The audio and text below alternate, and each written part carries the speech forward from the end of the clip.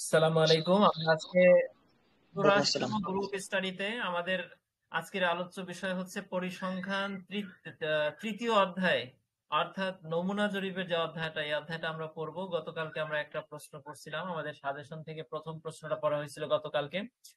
আর আজকে আমরা এই অধ্যায়টা সম্পূর্ণ শেষ করতে চাই।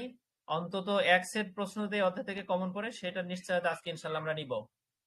ঠিক আছে, আমরা 4টা মিনিট দেখি, 4 মিনিট দেখার পরে তারপরে আমরা শুরু করবো যারা আছি পড়া।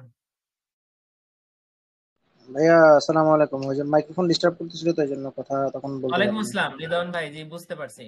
আছেন ভালো? কেমন কাটলো সারাদিন? পড়াশোনা করছিলেন নাকি? না ভাইয়া অফিসেই তো ছিলাম ভাই সারাদিন। এমনি একটু চোখ বুলাইছি একবার ওই নমুনায়নের প্রকারভেদটা একটু চোখ বুলাইছি আর কি।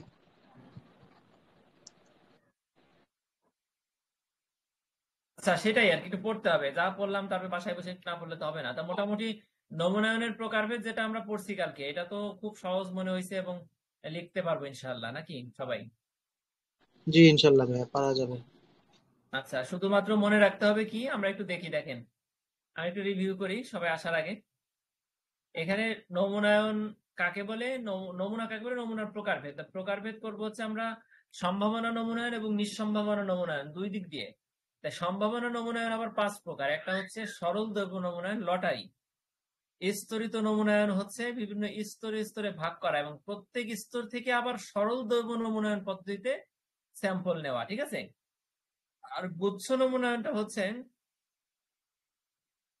আচ্ছা, গুচ্ছ নমুনার এক্সাম্পলটা হচ্ছে আপনার টোটাল একটা শহরের সমস্ত সিটির যদি সমস্ত আপনার ওয়ার্ডে ওয়ার্ডে বিভক্ত করেন, তাহলে এক একটা ওয়ার্ড হচ্ছে এক একটা গুচ্ছ। ওই গুচ্ছ থেকে আপনি ওই স্তরিত নমুনায়নের মতন গুচ্ছ থেকে আপনি আবার লটারি দিবেন না। আপনি এই 10টা গুচ্ছ থেকে, মানে 10টা ওয়ার্ড থেকে লটারি দিয়ে যে কোনো 3টা ওয়ার্ড বা 4টা ওয়ার্ড আপনি বেছে নিলেন এবং ওই ওয়ার্ডের সবাই নমুনায় যাবে। এটা হচ্ছে গুচ্ছ নমুনায়ন। আর ধারাবাহিক নমুনায়নটা হচ্ছে ওই যে টোটাল যে নমুনা, অর্থাৎ যদি 300 লোক হয় আর যদি আমরা নমুনা নিতে চাই 20 জন, তাহলে 300-কে 20 দিয়ে ভাগ দিয়ে যা হবে 15 হবে। ওই 15টাকে আমরা কি করব, আমরা যে কোনো একটা দৈব সংখ্যা ধরবো। মনে করেন আমরা রিদওয়ান ভাইকে ধরলাম, ওনার নাম্বার হচ্ছে 7। 7-এর সাথে 20 যোগ করবো, আবার 27-এর সাথে আবার 20 যোগ করবো, এইভাবে। ঠিক আছে। আর বহু পর্যায়ী নমুনায়নটা হচ্ছে, যেমন 64 জেলাকে বেছে নিলাম, 64 জেলার থেকে আবার দেখা যাচ্ছে 20টা জেলা নিলাম। 20টা জেলার থেকে আবার উপজেলা আছে মনে করেন 100টা। 20টা জেলায় তো 100টা উপজেলাকে আবার আমরা নিলাম, দেখা যাচ্ছে 30টা উপজেলা নিলাম। 30টা উপজেলার থেকে আবার ইউনিয়ন আছে মনে করেন 500। 500 ইউনিয়নকে আবার আমরা ভেঙে দেখা যাচ্ছে যে করলাম 100 ইউনিয়ন নিলাম। এইভাবে বহু পর্যায়ে বিভক্ত করতে করতে শেষ পর্যায়ে যা থাকবে সেটা হচ্ছে এই পর্যায়ে নমুনায়ন। ঠিক আছে। আর নিঃসম্ভাবনা নমুনায়ন আবার কয় প্রকার? 3 প্রকার। একটা হচ্ছে উদ্দেশ্যমূলক, একটা হচ্ছে আকস্মিক, আর একটা হচ্ছে কোটা। উদ্দেশ্যমূলক, আকস্মিক, কোটা, তাহলে টোটাল হচ্ছে 8 প্রকার নমুনায়ন। আচ্ছা, এবার আমরা সাজেশনে কি 2 নাম্বার আছে কিনা?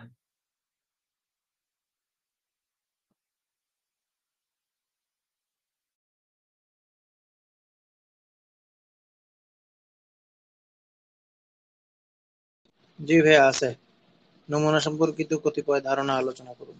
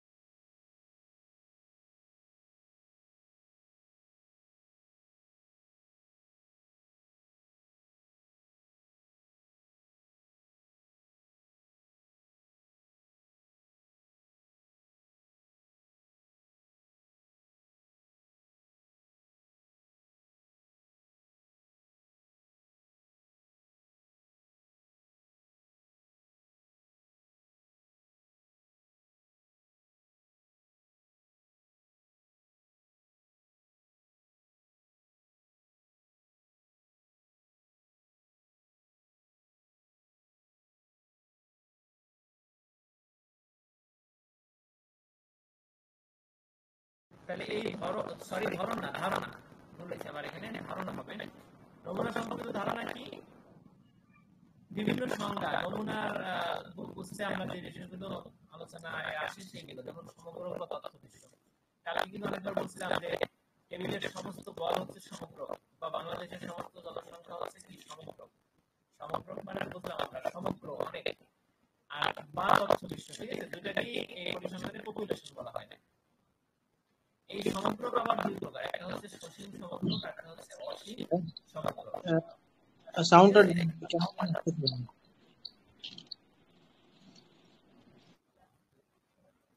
শোনা যায়? ক্লিয়ার শোনা যায়? না, ডিস্টার্ব কেমন জানি, মানে ইকো হচ্ছে, ইকো ইকো। তাই? আচ্ছা, দেখে গেলে এবার ঠিক আছে? না ভাইয়া, ঠিক নাই মানে রিপিট হয় কথা? হ্যাঁ মনে হচ্ছে যেন খুব দূর থেকে আসতেছে, কেমন জানি মানে ইকো হচ্ছে আর কি। এবার এবার এবার না, একই। আচ্ছা, তাহলে আমি বের হয়ে যাই, আমি আপনারা থাকেন, আমি জাস্ট লিভ নিয়ে আমি আবার আসছি। আসসালামু আলাইকুম। ওয়ালাইকুম আসসালাম।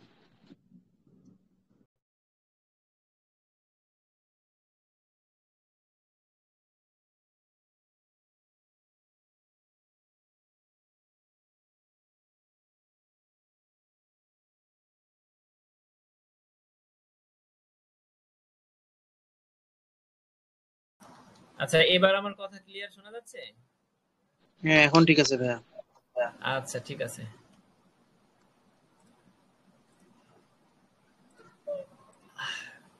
দেখেন,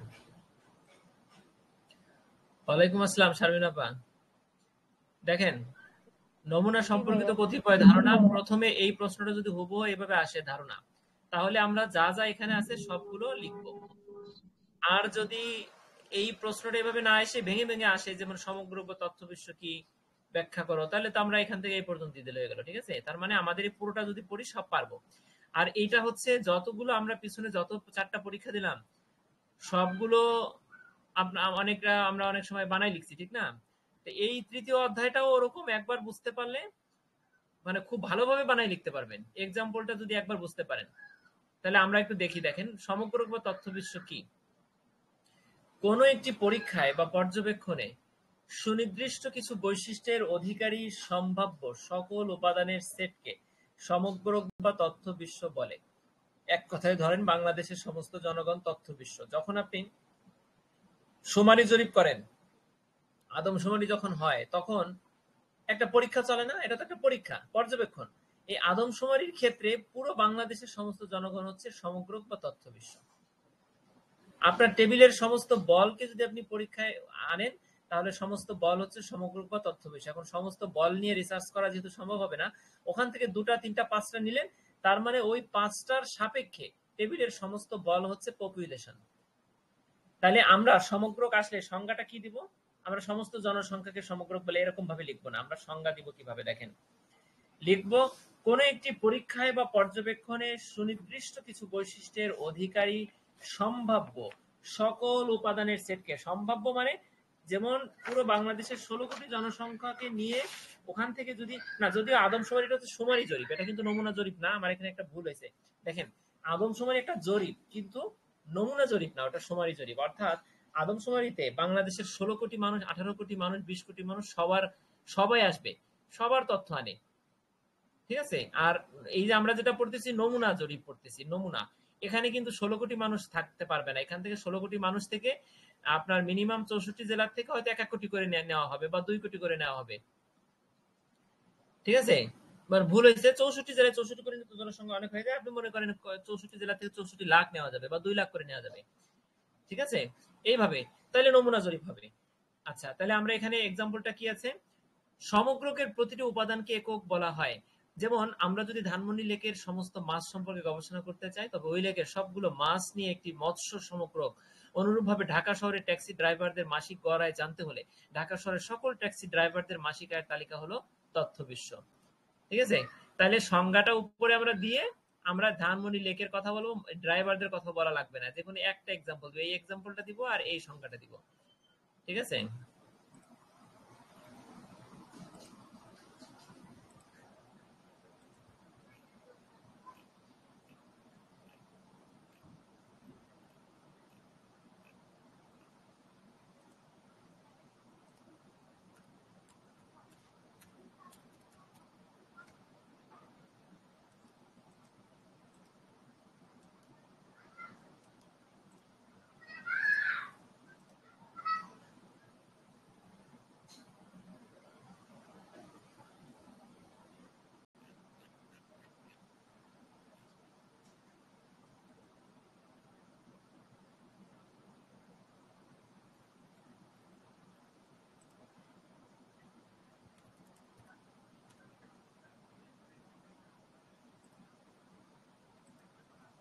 এককের সংখ্যার উপর ভিত্তি করে সমগ্রক দুই প্রকার। এই সমগ্রক বা তথ্য বিশ্বকে আবার আমরা ক্লাসিফিকেশন করব, দুই ভাগে বিভক্ত করব, ঠিক আছে? একটা হচ্ছে সসীম সমগ্রক আর একটা হচ্ছে অসীম সমগ্রক। সসীম সমগ্রকটা কি দেখেন, যে সমগ্রকের উপাদান সসীম, অর্থাৎ যে সমগ্রকের উপাদান সমূহ গণনা করে শেষ করা যায় না তাকে সসীম বলা হয়। যেমন বাংলাদেশের 16 কোটি জনসংখ্যাকে যদি আপনি ধরেন, তাহলে কিন্তু 16 কোটি সংখ্যাকে কি করা যায়, গণনা করে শেষ করা যায়। এই জন্য বাংলাদেশের 16 কোটি বা 18 কোটি জনসংখ্যা হচ্ছে সসীম। আর যদি আপনি ধরেন একজন মানুষের মাথার সমস্ত চুল, অথবা যদি আপনি ধরেন যে বাড়ির উঠানের সমস্ত ধুলা, তাহলে এই ধুলাগুলো কি গণনা করা সম্ভব? বা বালি, আপনার একটা বাটিতে আপনি কিছু বালি নিলেন, বালু নিলেন, এই বালুটাকে যদি আপনি গণনা করেন তাহলে সেটা সম্ভব? যদিও গণনা করা যাবে হয়তোবা, কিন্তু অসম্ভব। এই জন্য ওটাকে বলতে হবে কি, অসীম সমগ্র, ঠিক আছে? দেখেন, যেমন রূপনগর গ্রামে বসবাসরত মোট 2000 জন লোকের মাথাপিছু আয়ের তথ্য পাওয়া গেল। এখানে উক্ত গ্রামে বসবাসরত লোকের মাথাপিছু আয়ের সমগ্রটি কি সসীম, মানে 2000 গণনা করে শেষ করা যাচ্ছে, ঠিক আছে? আর অসীম সমগ্রটা কি দেখেন, যে সমগ্রকের উপাদান অসীম, অর্থাৎ যে সমগ্রকের উপাদান সমূহ গণনা করে শেষ করা যায় না তাকে অসীম বলা হয়। যেমন আমরা যদি একজন মানুষের মাথার চুল সম্পর্কে কিছু জানতে চাই, তবে মাথার সব চুল মিলে যে সমগ্রকের সৃষ্টি করবে তা হলো অসীম সমগ্র, ঠিক আছে? এই আর কি। তাহলে আমরা তথ্য বিশ্ব যদি ধারণা আসে, এই প্রশ্নটা আসে, তাহলে আমরা সমগ্রক দিব, সমগ্রকের এই দুটো এক্সাম্পলও ভিতরে ক্লাসিফিকেশন থাকবে। এরপর আমরা সমগ্রক এককটা কি দেখেন, এইমাত্র আমরা সমগ্রক পড়লাম না? ধরেন যদি বাংলাদেশের সমস্ত জনসংখ্যা যদি একটা সমগ্রক হয়, তাহলে আপনি আমি এক একটা একক, 18 কোটি মানুষের একজন আপনি একজন আমি, তাহলে আপনি আমি প্রত্যেকে এক একটা কি ইউনিট, একক। কোন একটি সমগ্রকের উপাদানগুলোর প্রত্যেকটি এক একটি সমগ্রক একক বলে। যেমন একজন মানুষের মাথার সব চুল মিলে যদি একটি সমগ্রক হয়, তবে তার মাথার চুলের প্রত্যেকটি একক সমগ্রক একক। এবার নমুনা এককটা আমরা দেখি। দেখেন, আমরা সমগ্রক এককটা বুঝলাম, মানে আপনার টেবিলের সমস্ত বল যদি সমগ্রক হয়, তার একটা বল হচ্ছে একক, সমগ্রক একক। আর নমুনা এককটা কি, আপনার টেবিলের 100টি বল হচ্ছে সমগ্রক, এখান থেকে আপনি 20টা বল নিলেন, তাহলে 20টা বলের প্রত্যেকটা বল হচ্ছে এক একটা নমুনা একক। কোন সমগ্রকের একটি নমুনার প্রতিটি উপাদানকে নমুনা একক বলে। যেমন কোন ক্লাসের 50 জন ছাত্রছাত্রী থেকে যদি 5 জনকে নমুনা হিসেবে নেওয়া হয়, তবে ওই 5 জনের প্রত্যেককে এক একটি নমুনা একক বলা হয়। তাহলে আমাদের এই প্রশ্নটা আসলে আমরা প্রথমে লিখবো সমগ্রক, তারপরে লিখবো সমগ্রক একক, তারপরে লিখবো নমুনা একক। নমুনা সম্পর্কে ধারণা আসলে আমরা তিনটা জিনিস প্রথমেই পড়লাম, সমগ্রক, সমগ্রক একক, নমুনা একক, তিনটা। এরপরে আমাদের আর থাকে কি দেখেন, টোটাল 7টা জিনিস পড়বো, তিনটা পড়ছি, 4, 5, 6, 7, এখানে একটা স্পেস হবে। এই দেখছেন, আমরা এবার পরামিতিটা পড়ি। দেখেন পরামিতিটা কি, তথ্য বিশ্ব হতে যা কিছু পরিমাপ করা হয় তাকে পরামিতি বলা হয়। তথ্য বিশ্বের যে কোনো ফাংশনকেই পরামিতি বলে। এখন তথ্য বিশ্বের ফাংশনটা কি, পরামিতি অনেক কিছু, যেমন ধরেন আপনি নমুনা, এটা একটা পরামিতি, নমুনাজমান এটাও একটা পরামিতি, ঠিক আছে? তারপরে আমরা যত কিছু দ্বিতীয় অধ্যায়, তৃতীয় অধ্যায়, চতুর্থ অধ্যায় যা যা পড়বো, এবং এখানে যে এই যে কাই বর্গ, তারপরে টি বিন্যাস, এস বিন্যাস, এরপরে আপনার বিন্যাস, সমাবেশ, ঠিক আছে, আরো কি কি, এগুলো যা যা আমরা পড়বো সবকিছু এক একটা প্যারামিটার বা পরামিতি। তথ্য এখানে দেখেন, এখানে সংখ্যাটা দিচ্ছে, তথ্য বিশ্বতে যা কিছু পরিমাপ করে তাকে পরামিতি বলে, ঠিক আছে? এই তথ্য সংখ্যাটাকে আপনি অন্যভাবে লিখতে পারেন, সেটা কি, তথ্য বিশ্বের যে কোনো ফাংশন কি পরামিতি বলে। এখন কাই বর্গ একটা ফাংশন, টি বিন্যাস একটা ফাংশন, এই তারপরে আরো কি কি আছে মনে আসতেছে না এই মুহূর্তে। ঠিক আছে, এই সব কিছু এক একটা কি পরামিতি। তাহলে পরামিতিটা কি আপনি বুঝতে পারছেন? অন্যভাবে বলা যায় তথ্য বিশ্বের বৈশিষ্ট্য জানার জন্য ব্যবহৃত পরিমাপ করে তথ্য বিশ্বের পরামিতি বলে। এই পয়েন্টের ভিতরে তিনটা সংজ্ঞা আছে পরামিতির, আপনি তিনটাই পড়েন। তথ্য বিশ্ব হতে যা কিছু পরিমাপ করা হয় তাকে পরামিতি বলে। তথ্য বিশ্ব হচ্ছে টোটাল আপনার পপুলেশন। হ্যাঁ, আপনার টেবিলের সমস্ত বলা হচ্ছে তথ্য বিশ্ব, অথবা পৃথিবীর সমস্ত জনসংখ্যা। এই তথ্য বিশ্ব থেকে যা কিছু পরিমাপ করবেন সেটা পরামিতি, একটা সংজ্ঞা। দ্বিতীয় সংজ্ঞা হচ্ছে তথ্য বিশ্বের যে কোনো ফাংশনকে পরামিতি বলা হয়। ফাংশন কি? ওই যে সমগ্র, ভেদাঙ্ক, সমগ্র গড়, পপুলেশন মিন, এগুলো। হ্যাঁ, এগুলো হচ্ছে এক একটা পরামিতি। আবার আরেকটা সংজ্ঞা কি? তথ্য বিশ্বের বৈশিষ্ট্য জানার জন্য ব্যবহৃত পরিমাপকে পরামিতি বলে। যেমন সমগ্র ভেদাঙ্ক কি? তথ্য বিশ্বের বৈশিষ্ট্য জানার জন্যই তো এই ফাংশনটা, এই মডেলটা। তাহলে এই মডেলটাই একটা ভেদাঙ্ক, পরামিতি। পরামিতি সাধারণত অজানা থাকে, সর্বদা এরা ধ্রুবক হয়। ধ্রুবক মানে কি? যেমন চাঁদ ধ্রুবক, চন্দ্র সূর্য ধ্রুবক, এগুলো একটাই, এগুলো সত্য, চিরসত্য। এরকম তথ্য বিশ্বের যত পরামিতি আমরা পড়বো সামনে, প্রত্যেকটা পরামিতি এক একটা কনস্ট্যান্ট বা ধ্রুবক। ঠিক আছে, এগুলো যেমন পাই এর মান আজীবনকালে এক। ঠিক আছে, এইভাবে এগুলো হচ্ছে ধ্রুবক। পরামিতি সাধারণত অজানা থাকে, অজানা থাকে মানে আপনাকে বের করতে হয়, এবং এরা সবসময় ধ্রুবক হয়। যেমন সমগ্র গড়, পপুলেশন মিন, সমগ্র ভেদাঙ্ক, পপুলেশন ভ্যারিয়েন্স, এগুলো কি পরামিতি। তাহলে আমরা উপরের 1 2 3 ভালো করে বুঝছি, পরামিতিটা কে কে বোঝেন নাই বলেন? পরামিতিটা না বুঝে কেউ মুখস্থ করে যাবেন না।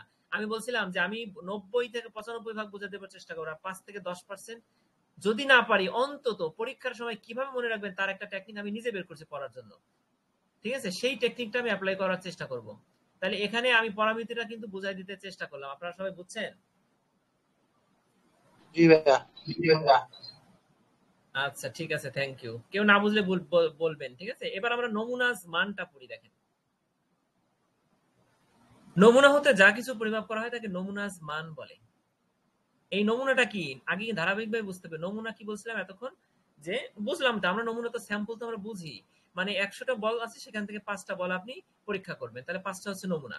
এখন নমুনা হতে যা কিছু পরিমাপ করা হয় তাকে নমুনাজ মান বলে। এক বুঝে নেন আপনি, নমুনা, নমুনাজ মান, রিলেটেড উচ্চারণ। নমুনাজ মান মানে নমুনা হতে যা কিছু মাপবেন সেটাই হচ্ছে নমুনাজ মান। নমুনাজ স্ট্যাটিস্টিক, পরিসংখ্যান। নমুনাজ মানের ইংরেজি পরিসংখ্যান। তাহলে এটা তো বুঝতেই পারলাম যে নমুনাজ মানটা কি। অর্থাৎ নমুনার অন্তর্গত উপাদান সমূহের যে কোনো ফাংশনকেই নমুনাজ মান বলা হয়। প্রথম, এখানে অনেকগুলো সংজ্ঞা দিচ্ছে, দেখেন এই যে একটা সংজ্ঞা, ক্লিয়ার। দ্বিতীয় সংজ্ঞাটা কি দেখেন, নমুনার অন্তর্গত উপাদান। আমি বললাম যে 100 বলের 5টা হচ্ছে নমুনা, তাহলে 5টা নমুনা, 5টা যে উপাদান, এই 5টার ভিতর থেকে আপনি যে কোনো ফাংশনকে নমুনাজ মান বলে। ঠিক আছে। আচ্ছা, আমাদের মেইন ক্যাম্পাসে যারা আছেন, আমাদের স্যার এই মাত্র মেসেজ দিল আমাকে, ক্লাস হচ্ছে 9:15-তে। ঠিক আছে, 9:15-তে, ক্লাসটা কেউ মিস করেন না। আচ্ছা, এবার দেখেন, নমুনাজ মানের সাহায্যে সাধারণত পরামিতির নিরূপিত মান নির্ণয় করা হয়, হ্যাঁ, এস্টিমেটেড মান, নিরূপিত মান। আলামিন ভাই, হ্যাঁ, ক্লাসটা আলামিন কি ভাই, সকালে হোয়াটসঅ্যাপে কি ক্লাস হবে? হয় নাই ভাই? বুঝি নাই ভাই। সকালে ক্লাস কি হয় নাই ভাই? সকালে বলছিলেন আমাদের যে মেইন ক্যাম্পাসে স্যারের ক্লাসটার কথা বলতেছেন? জি জি জি। না না, সকালে স্যারের হয় না, ওটা ক্লাসটা বোধহয় রাতে আপনি হবে। ওটা হচ্ছে রাত 9টার কথা বলছিলাম। ঠিক আছে, রাত 9টা, এখন আচ্ছা নয়টা আচ্ছা পনেরো আচ্ছা ভাইয়া, ঠিক আছে ভাইয়া, ইনশাল্লাহ। আলামিন ভাইটি কি হ্যাঁ সেটাই। হোয়াটসঅ্যাপে হবে ক্লাসটা? না না, ওই যে ইসের ওপেন ইউনিভার্সিটির যে আছে না, ওই যে আপনার জুমে জি, জুমে। আচ্ছা আচ্ছা আচ্ছা। লিংক দিয়ে দেবেন, স্যার দিয়ে দেবেন গ্রুপে। ওই যে স্যার, হ্যাঁ হ্যাঁ দেখছি, ঠিক আছে ভাইয়া। আচ্ছা। ওকে ভাইয়া, থ্যাংক ইউ।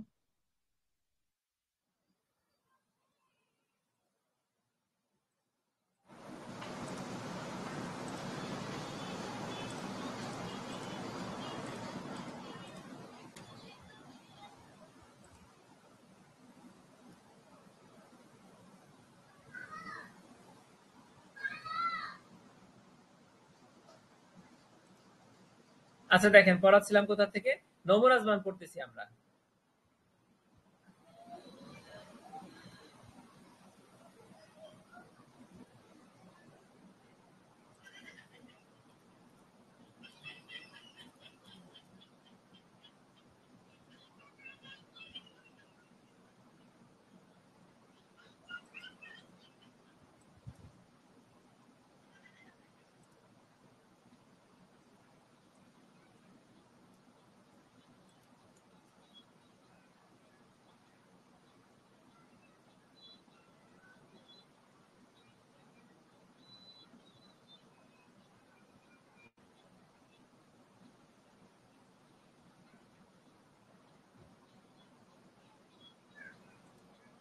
আচ্ছা হ্যাং করছিল, দেখেন নমুনা জবান বা দেখা যাচ্ছে, দেখেন নমুনা হতে যা কিছু পরিমাপ করা যায় তাকে নমুনা জবান বলে, অর্থাৎ নমুনার অন্তর্গত উপাদান সমূহের যে কোনো ফাংশনকেই নমুনা জবান বলা হয়।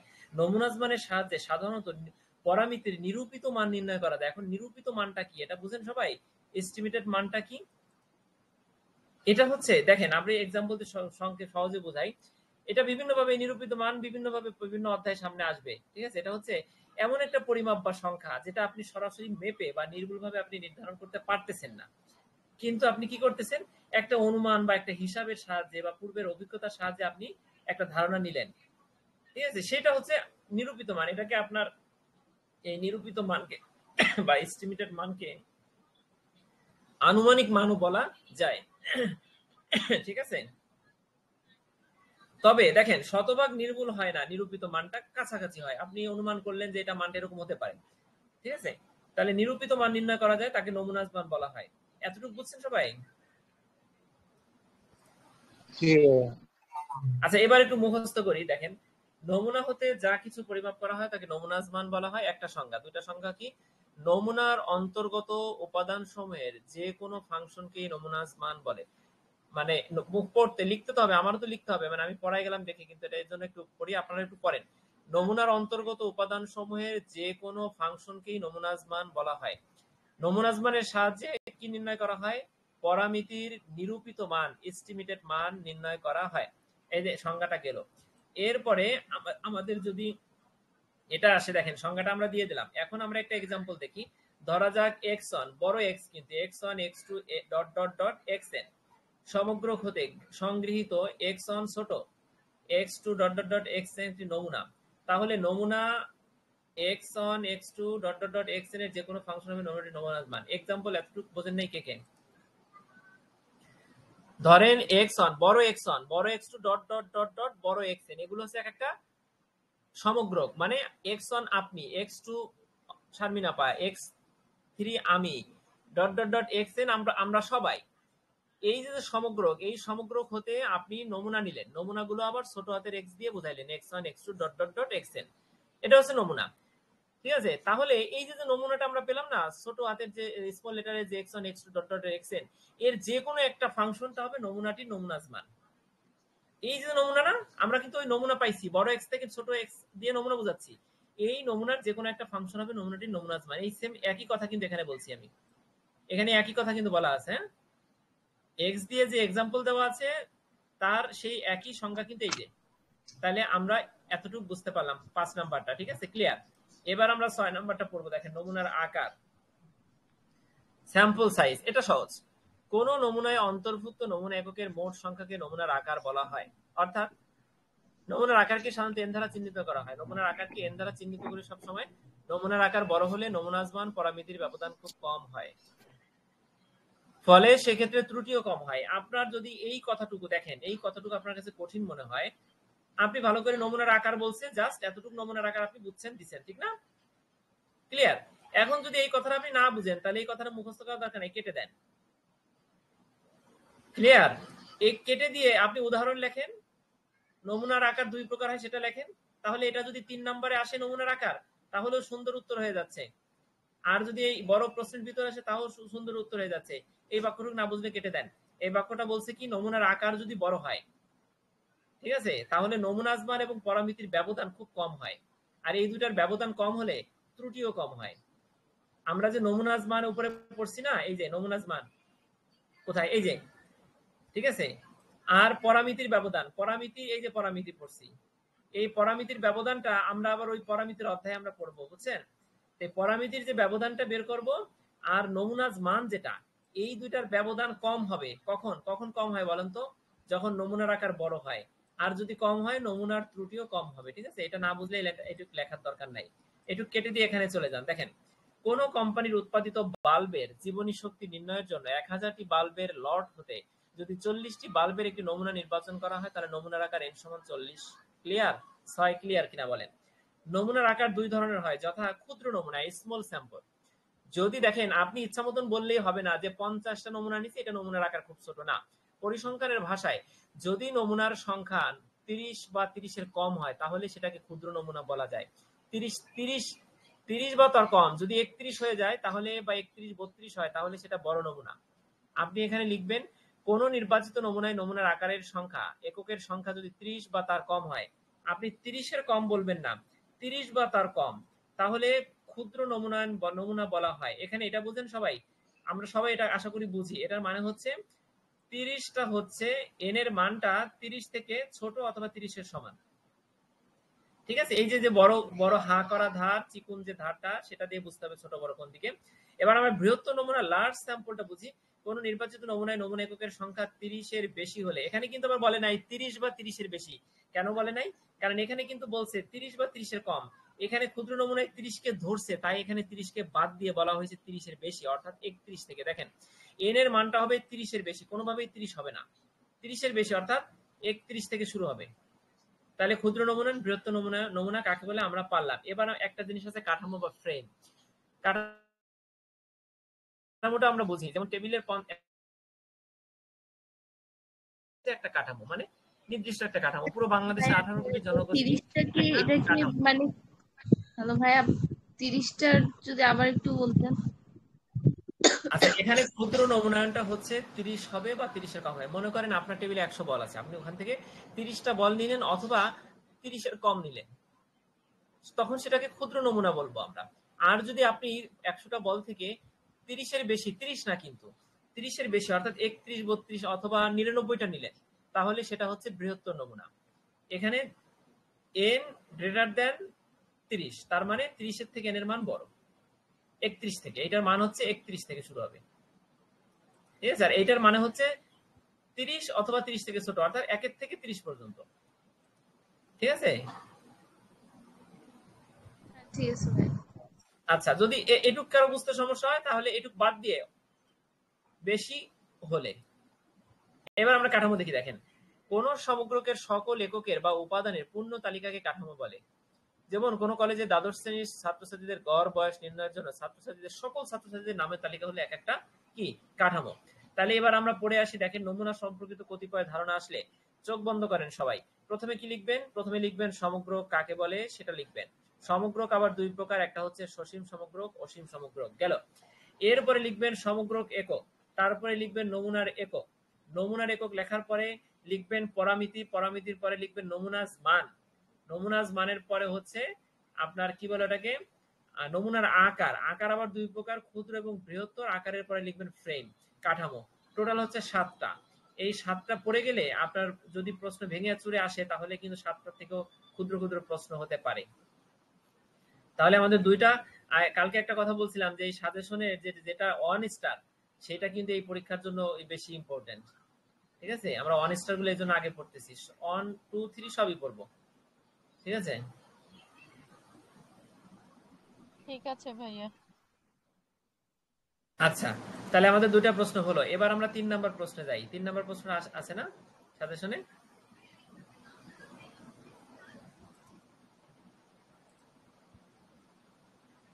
না, 3 নাম্বার প্রশ্নটা নাই। তবে 3 নাম্বার নাই, তবে 3 নাম্বার তো বোধহয় আমাদের এমনিতেই পড়া হয়ে গেছে। দেখেন সম্ভাবনা নমুনায়নটা আমরা কিছুক্ষণ আগে পড়ছিলাম না 1 নাম্বার প্রশ্নে? বলেন সবাই, পড়ছিলাম কিনা দেখেন তো। উদাহরণটা কিভাবে দেব? 3 নাম্বারটা পড়ছিলাম এর আগে। হ্যাঁ, 3 নাম্বারটা আমরা পড়ছি। 3 নাম্বারটা আমাদের পড়া হয়ে গেছে, কিন্তু আমাদের সাজেশনে নাই। আমাদের সাজেশনে আছে কিন্তু আমাদের স্টারের ভিতরে নাই। এবার আমরা 4-এ যাচ্ছি। দেখেন 4টা আমাদের ট্রিপল স্টার, 1 স্টার, 2 স্টারের ভিতরে নাই 4টা। তবে 4 যদি আসে তাহলে কি করবেন সেটা পরে বলবো। শোনেন, যেগুলো স্টার নাই সেগুলো বাদ দিয়ে পরে আমরা শেষে আলোচনা করে যাব। চলে যাচ্ছি শুমারি জরিপের সুবিধা এবং অসুবিধা গুলো পড়তেছি। এটা আমাদের ট্রিপল স্টারের ভিতরে আছে। দেখেন তথ্য বিশ্বের প্রতিটি উপাদান গণনা করাকে শুমারি বলা হয়। শুমারি কিন্তু নমুনা না। শুমারি জরিপটা কিন্তু নমুনা জরিপ না, বিপরীত, সম্পূর্ণ বিপরীত। যেমন পুরো বাংলাদেশের সমস্ত জনগোষ্ঠী কত পার্সেন্ট, আচ্ছা দিও 2-1 মিনিটের ভিতরে। দেখেন পুরো বাংলাদেশের সমস্ত জনগোষ্ঠী হচ্ছে পপুলেশন বা সমগ্র, এখানে সবাই কিন্তু আদমশুমারিতে গণনায় আসে, কাজেই শুমারিটা নমুনা না, এটার সংজ্ঞাটা আলাদা। দেখেন তথ্য বিশ্বের প্রতিটি উপাদান গণনা করাকে শুমারি বলা হয়। অর্থাৎ শুমারির ক্ষেত্রে তথ্য বিশ্বের প্রতিটি উপাদান, যেমন ব্যক্তি, পরিবার, দোকান, খামার, কারখানা, সবকিছু থেকে যদি তথ্য সংগ্রহ করা হয় সেই পদ্ধতিকে শুমারি বলা হয়। বিভিন্ন ধরনের শুমারি হয়ে থাকে, যেমন আদমশুমারি, কৃষি শুমারি। কোন দেশের আদমশুমারি বলতে কোন নির্দিষ্ট সময়ে ওই দেশের সকল লোক গণনা এবং লোকদের বিভিন্ন বৈশিষ্ট্যের তথ্য সংগ্রহকে বোঝায়। প্রথমে হচ্ছে শুমারি জরিপ, আর পরে কিন্তু এই যে আদমশুমারির কথা বলতেছে। আপনি শুমারি জরিপ আসলে শুমারি জরিপ লিখবেন, টাইম থাকলে বড় করার জন্য আদমশুমারির এক্সাম্পল দিবেন। কৃষি শুমারি বলতে কোন দেশের সর্বমোট কৃষিযোগ্য জমির পরিমাণ, কি পরিমাণ জমি বিভিন্ন ধরনের গবাদি পশু আছে, কোন বিশেষ ফসল কত পরিমাণ জমিতে চাষ করা হয় ইত্যাদি সবকিছুকে বোঝাবে কৃষি শুমারি। তাহলে আমরা বুঝতে পারলাম। এবার আমরা দেখেন সুবিধা এবং অসুবিধা। এখানে 8টা অসুবিধা আছে, 7টা অসুবিধা আছে, আর 7টা সুবিধা আছে। ঠিক আছে, বইতে কয়টা আছে? বইতে বোধহয় সুবিধা অসুবিধা 7টা থাকলে থাকতে পারে, একটু কম থাকতে পারে। তা আমরা 7টা করে সুবিধা পড়ব। যদি আমাদের সময় থাকবে, আশা করি এই অধ্যায় এই সাবজেক্টে অনেক সময় থাকে, লিখে শেষ হয়ে যায়, 2 ঘন্টা হয়ে যায়। ঠিক আছে, তাহলে আপনি শুমারি জরিপের সুবিধা চাইলে আপনি 8টা লিখতে পারেন। আমরা 8টা পড়ি। দেখেন, শুমারি জরিপটা আগে কল্পনা করি, আমাদের আদম শুমারি। ঠিক আছে, তাহলে এই শুমারি জরিপ যদি কল্পনা করি তাহলে বুঝতে সুবিধা হবে। শুমারি জরিপের একটা বড় সুবিধা হচ্ছে সঠিক এবং পূর্ণাঙ্গ তথ্য সংগ্রহ করা যায়। যেহেতু আপনি টেবিলের সমস্ত বলকেই আপনি গণনা করবেন, বাংলাদেশের সমস্ত জনগোষ্ঠীকে আপনি গণনা করবেন। এখান থেকে বলবেন না যে পুরো বাংলাদেশের সবাইকে গণনা না করে 64 জেলা থেকে 64 লক্ষ মানুষকে গণনা করব, তাদের তথ্যগুলো নিব, সেটার মাধ্যমে পুরো বাংলাদেশের জনগণের আইডিয়া নিব, এটা বলবেন না। ঠিক আছে, যেহেতু এটা আমরা বলতেছি না, আমরা সবার তথ্য নিচ্ছি, কাজেই তথ্যটা কি হয় কন্ত সঠিক এবং পূর্ণাঙ্গ হয়। ক্লিয়ার? আচ্ছা, এরপরে দেখেন সঠিক ও নির্ভরযোগ্য তথ্য।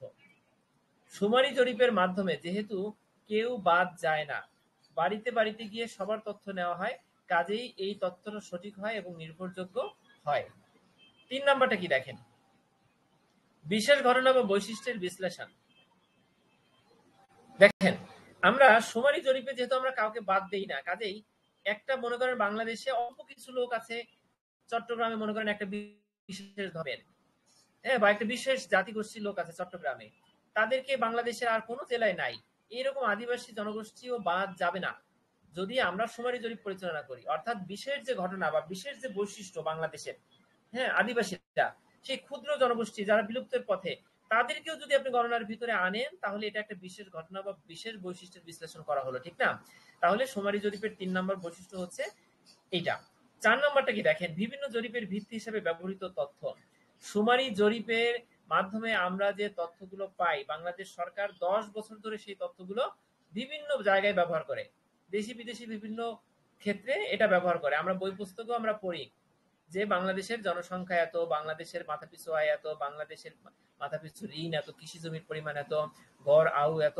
তার মানে আমরা শুমারি জরিপে যা পাই সেগুলো আমরা বিভিন্ন জরিপের ভিত্তি হিসেবে ব্যবহৃত তথ্যটা হচ্ছে কি শুমারি জরিপ।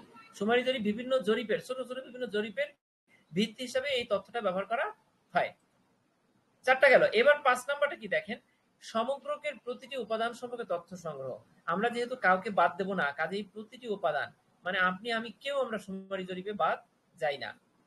ঠিক আছে, এটা বলছে প্রতিটি একক প্রতিটি উপাদান তথ্য সংগ্রহ করা হবে, এটা একটা বৈশিষ্ট্য, মানে একটা কি আমরা সুবিধা করতেছি। এরপরে 6 নম্বরটা কি দেখেন, ক্ষতিকর একক সম্পর্কে তথ্য সংগ্রহ। ধরেন আপনার টেবিলে 100টা বল আছে, ওখান থেকে আপনি 40টা বল নিয়ে আপনি নমুনা জরিপ করলেন। এখানে 40টা বাদে যে 60টা বল আছে, ওখান থেকে কি একটা বল থাকতে পারে না যেটা খুব ক্ষতিকর, আপনার পুরো 100 জনকে ক্ষতিগ্রস্ত করবে? এখন আপনি সেই যেহেতু 40টা নিছেন, কাজে আপনি বাকি 60টা নেন নাই, ওই 60টার ভিতরে একটা ক্ষতিকর স্যাম্পল থেকে গেছে, ওটা সম্পর্কে আপনার কোনো আইডিয়া তো নিতে পারলেন না নমুনা জরিপ হলে। তার মানে আমরা যদি শুমারি জরিপ করি, তাহলে তথ্য বিশ্বের প্রতিটি এককের যদি কেউ মানে খুব ক্ষতিকর একক হয়, তাহলে তার সম্পর্কে আমরা আইডিয়া পাবো। এটা হচ্ছে শুমারি জরিপের একটা বড় সুবিধা। ঠিক আছে, এরপরে দেখেন ছোট তথ্য বিশ্বের জন্য সুবিধাজনক। আচ্ছা, শুমারি জরিপটা বাংলাদেশের 18 কোটি মানুষের ক্ষেত্রে, অথবা আমেরিকার কয়েকশো কোটি মানুষের ক্ষেত্রে, চীনের প্রায় 100 কোটি মানুষের ক্ষেত্রে আমরা কি করতে পারি, এই শুমারি জরিপ ব্যবহার করতে পারি। কিন্তু যদি বলি সারা বিশ্বের পুরো পৃথিবী নামক ভূখণ্ডের ভিতরে, বিশ্বের ভিতরে যত মানুষ আছে সবাইকে আমরা শুমারি জরিপের ভিতরে আনবো, তাহলে সেটা কি সম্ভব হবে? অনেকে বাদ পড়ে যাবে, তাই না? খুব কঠিন। তাই সেই ক্ষেত্রে ছোট তথ্য বিশ্বের ক্ষেত্রে শুমারি জরিপটা সুবিধাজনক।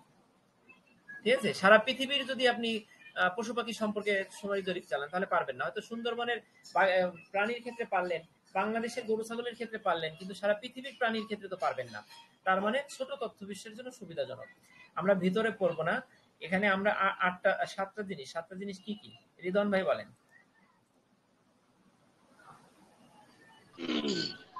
ভাই আমি তো বই থেকে বলতেছি, বই তো সেমই, আপনি জাস্ট মনে হয় পয়েন্ট আকারে বলছেন। হ্যাঁ হ্যাঁ, বইয়ের পয়েন্ট, পয়েন্ট আকারে নেই, আমি পয়েন্ট দিছি আর কি। জি জি জি। সুবিধা হচ্ছে ভাইয়া, 1 নম্বর হচ্ছে যেহেতু শুমারি জরিপে তথ্য বিশ্বের প্রতিটি উপাদানকে বিবেচনা করা হয়, অতএব এক্ষেত্রে তথ্য বিশ্বের প্রতিটি উপাদান ও তাদের প্রকৃতি সম্পর্কে প্রকৃত তথ্য পাওয়া যায়, মানে কমপ্লিট ধারণা পাওয়া যাবে আর কি, প্রত্যেক প্রত্যেক এককের। আচ্ছা, এরপর হচ্ছে শুমারির মাধ্যমে তথ্য সংগ্রহ করলে তথ্য অন্তত সঠিক ও নির্ভরযোগ্য হয়। আচ্ছা, 3 নম্বর হচ্ছে কোনো কোনো ঘটনা, যেমন কোনো বিশেষ ধরনের শস্যের এলাকা ভিত্তিক উৎপাদন, কোনো বিশেষ বয়সের লোকজনের ধর্ম, শিক্ষা ইত্যাদির বিন্যাস দেখতে শুমারি পদ্ধতি ব্যবহার করা হয়।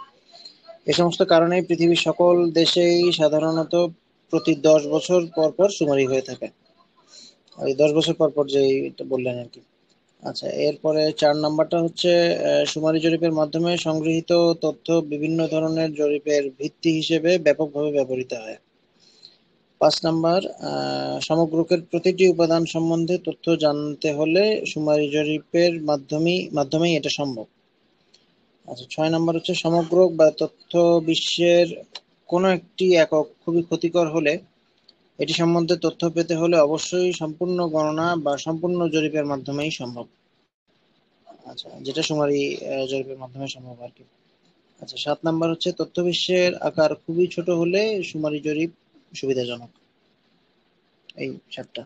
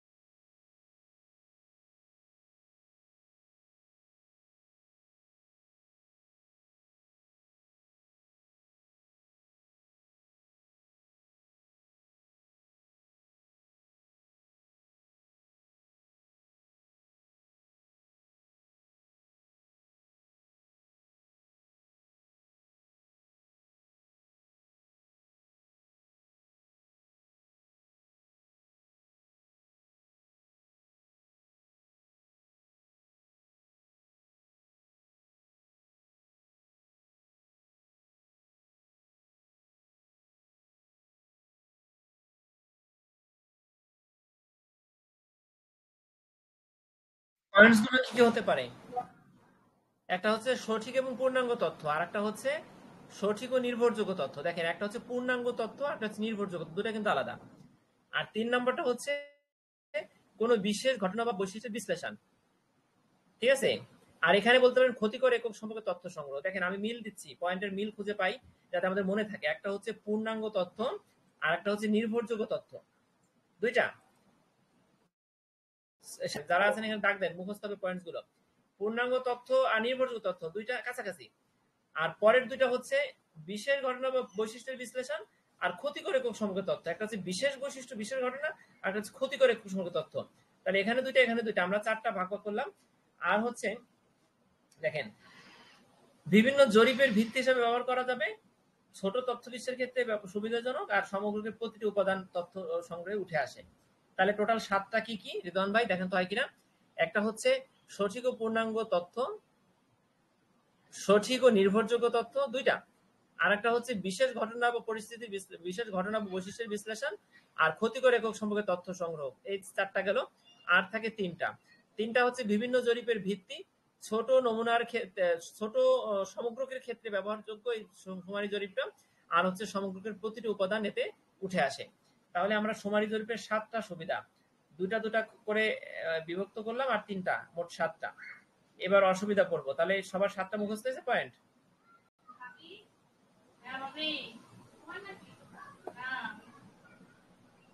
জি জি ভাইয়া হয়েছে।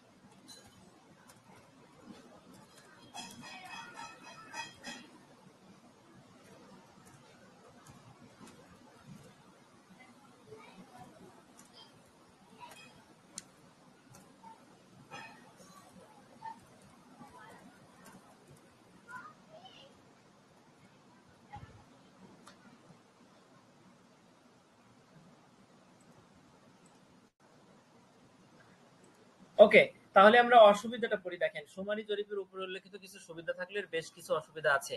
সেই অসুবিধাগুলো কি কি? সময় সাপেক্ষ। শুমারি জরিপটা কিন্তু চাইলেই সম্ভব হয় না। প্রায় আগে যদিও 1 সপ্তাহ লাগতো, ঠিক আছে, যখন ডিজিটাল ডিভাইসের মাধ্যমে জরিপ কার্য চলতো না তখন 1 সপ্তাহ লাগতো। আর যখন বিগত বিগত প্রায় 15 বছর ধরে বা দুইবার, বোধহয় দুইবার জরিপ অথবা একবার জরিপটা হয়েছে আপনার ডিজিটাল ডিভাইসের মাধ্যমে হয়েছে, ঠিক আছে। সেখানে জরিপ সংগ্রহকারীরা ওই ডিভাইস নিয়ে আপনার তথ্য সংগ্রহ করছে সফটওয়্যারের মাধ্যমে। তাহলে এইটা যদি হয়, তারপরেও সারাদিন লেগে গেছে এবং ওইটা প্রসেস হতে হতে আরো প্রায় 1 সপ্তাহ সময় লাগছে তথ্য প্রকাশ করতে। তাহলে শুমারি জরিপটা সময় সাপেক্ষ ব্যাপার। এটা যেভাবেই নেন না কেন, যেহেতু বৃহত্তর জনসংখ্যার প্রত্যেকের বাড়িতে বাড়িতে যেতে হয়, প্রত্যেকের কাছ থেকে তথ্য সংগ্রহ করতে হয়, তাহলে এটা সময় সাপেক্ষ আমরা বুঝলাম। 2 নম্বর হচ্ছে খরচ। যদি আপনি কাগজের ও ফর্মেও তথ্যগুলো ফিল আপ করে আনেন তাহলেও সেটা প্রিন্ট করতে খরচ আছে। তারপরে লোক সংখ্যা, প্রতি ওয়ার্ডে এক একজন করে পাঠাতে হবে, তাদের দিন শেষে তাদেরকে 1000 করে টাকা দিতে হতো, বা আরো বেশি হয়তো দিছে গত আদমশুমারিতে। এতে কি খরচ আছে। আবার প্রত্যেকের হাতে হাতে একটা ডিভাইস দিচ্ছেন, সেই ডিভাইস কেনা বাবদ খরচ আছে। তার মানে আদমশুমারিটা একটা বা যে কোনো শুমারি একটা খরচ সাপেক্ষ ব্যাপার। তথ্য সংগ্রহ করতে হয়, বিশ্লেষণ করতে হয়, সেটা প্রসেস করতে হয়, ঠিক আছে, সেটাকে নিয়ে অনেক ধরনের আছে, তারপরে ওই তথ্যটা চূড়ান্ত করা হয়। আর 3 নম্বর হচ্ছে তথ্য সংগ্রহে ভুল বা অস্পষ্টতা। এটা হয়, অবশ্যই হবে। দেখেন, তথ্য সংগ্রহকারীরা বা অংশগ্রহণকারীরা ভুল বা অসম্পূর্ণ তথ্য প্রদান করতে পারে, যা সঠিক ফলাফল প্রদান করে না, ঠিক না? অনেক মানুষ আছে আদমশুমারিতে আপনি যাবেন, ওখানে গেলে কিন্তু আপনাকে সঠিক তথ্য দিচ্ছে না, তারা লজ্জা পায় সঠিক তথ্যটা দিতে। তারা হয়তো ভালো ভালো ইনফরমেশন গুলো দিয়ে দিচ্ছে, ফ্যামিলি সম্পর্কে ভালো তথ্যগুলো দিচ্ছে, ঠিক আছে। কারণ আপনার এলাকার একটা লোক গেল আপনার বাসায়, এলাকার লোকেরাই তো তথ্য সংগ্রহ করছে, তখন আপনি হয়তো লজ্জা পেলেন যে ওনার কাছে আমার পরিবারের সব সত্য কথা বলে দেবো, না বলবো না, একটু আয়টা বাড়াই বলি, বয়সটা একটু কমাই বলি, হ্যাঁ, এইভাবে একটু বেশি বেশি করে বলে, তখন কিন্তু তথ্যটা সঠিক হয় না। তাইলে প্রথমে আমরা কি পেলাম অসুবিধা? একটা হচ্ছে সময় সাপেক্ষ, আর একটা হচ্ছে ব্যয় সাপেক্ষ, আর একটা হচ্ছে তথ্য সংগ্রহে ভুল বা অস্পষ্টতা। ভুল কেন হয়? তথ্য দিতে যদি কেউ অস্বীকৃতি জানায়, অথবা আংশিক তথ্য দেয়, অসম্পূর্ণ তথ্য দেয়, ভুল তথ্য দেয়। আচ্ছা, 4 নম্বর হচ্ছে তথ্য বিশ্ব যদি অসীম হয়। এখন যদি তথ্য বিশ্ব অসীম হয়, পুরো সারা পৃথিবীর সমস্ত প্রাণীর যদি আদমশুমারি, পশু শুমারি করতে বলা হয়, তাহলে সেটা কিভাবে সম্ভব? সম্ভব না। এটা একটা সমস্যা না? আচ্ছা, 5 নাম্বারটা কি? প্রযুক্তি এবং দক্ষতার অভাব। এই শুমারি করতে গেলে প্রযুক্তিগত দক্ষতা থাকতে হবে। যদি আপনি কাগজে কলমে তথ্য সংগ্রহ করেন, তাও তো সেটা একটা টেকনিক্যাল বিষয়। কিভাবে তথ্য সংগ্রহ করবেন, কিভাবে মানুষের কাছে তথ্য বের করবেন, কিভাবে খাতায় লিখবেন, এটাও একটা টেকনিক, এটাও একটা প্রযুক্তি। আর ডিভাইসের মাধ্যমে সেটাও একটা প্রযুক্তি। তার মানে দক্ষতা এবং প্রযুক্তি দুটার অভাব থাকার কারণে এই প্রক্রিয়াটা সঠিক হয় না এবং ভুল তথ্য উঠে আসে বারবার, ঠিক আছে। যারা জরিপ চালাতে যায়, শুমারি জরিপ চালনা করে, তাদেরকে ট্রেনিং ভালোভাবে দেওয়া হয় না, অল্প সময় ট্রেনিং দেওয়া হয়, এই কথাগুলো লিখবেন এখানে। আর 7 নম্বরে কি আছে? জনগণের সহযোগিতা না থাকা। জনগণ সহযোগিতা করে না। শুমারি জরিপের বেলায় কি দেখি আমরা? যে দেখা যাচ্ছে ফ্যামিলির কিছু সদস্য বাইরে আছে, বলা হচ্ছে বারবার যে এই তাদের ইনফরমেশন দিয়েন না, কারণ তাদের কাছেও যাবে। অথচ আপনার যার কাছে তথ্য সে পুরো তার ফ্যামিলির সমস্ত, মেয়ে বিয়ে দিচ্ছে তার তথ্য দিয়ে দিল, অথচ মেয়ে তো ওখান থেকে তথ্য দিচ্ছে, ঠিক আছে। এইভাবে তথ্যগুলো ভুল হয়ে যাচ্ছে, বেশি হয়ে যাচ্ছে বা কম হচ্ছে, ঠিক আছে, সহযোগিতা থাকে না। আর এখানে সহযোগিতা না থাকার পয়েন্টে দিবেন যে কোনো জনগণ যদি তথ্য দিতে না চান বা অনিচ্ছুক হন বা ভুল তথ্য দেন, এটা একটা অসহযোগিতা, ঠিক আছে। আর নতুন তথ্য সংগ্রহের অসুবিধা মানে শুমারি জরিপ আপনি করলেন, আজকে করলেন, আবার 10 বছর পরে করবেন, তাহলে মাঝের যে সময়টা, এই সময় তো কত কিছু জনসংখ্যা বেড়ে গেল, কত কিছু চেঞ্জ হয়ে গেল, এই তথ্যটা কিভাবে আসবে? আসে না। ঠিক আছে, এই যে নতুন তথ্য সংগ্রহের যে অসুবিধা বা সময় উপযোগিতা থাকে না শুমারি জরিপের ক্ষেত্রে, ঠিক আছে, তাহলে এই হলো অসুবিধা। তাহলে টোটাল অসুবিধা যে 7টায়, 7টার জাস্ট হিন্টস গুলো বলেন তো রিদওয়ান ভাই অথবা অন্য কেউ। বলবো ভাইয়া? হ্যাঁ বলেন। প্রথম পয়েন্টসটা হচ্ছে সময় সাপেক্ষতা, তবে খরচ সাপেক্ষতা, তারপরে হচ্ছে তথ্য সংগ্রহে ভুল বা অসম্পূর্ণতা, তারপর হচ্ছে তথ্য বিশ্বের অসীমতা, তবে প্রযুক্তিগত দক্ষতার অভাব, আরেকটা হচ্ছে অসহযোগিতা। 1 2 3 4 5 6, ভাই 6টা হইলো যে, আরেকটা কি যেন বলছিলেন?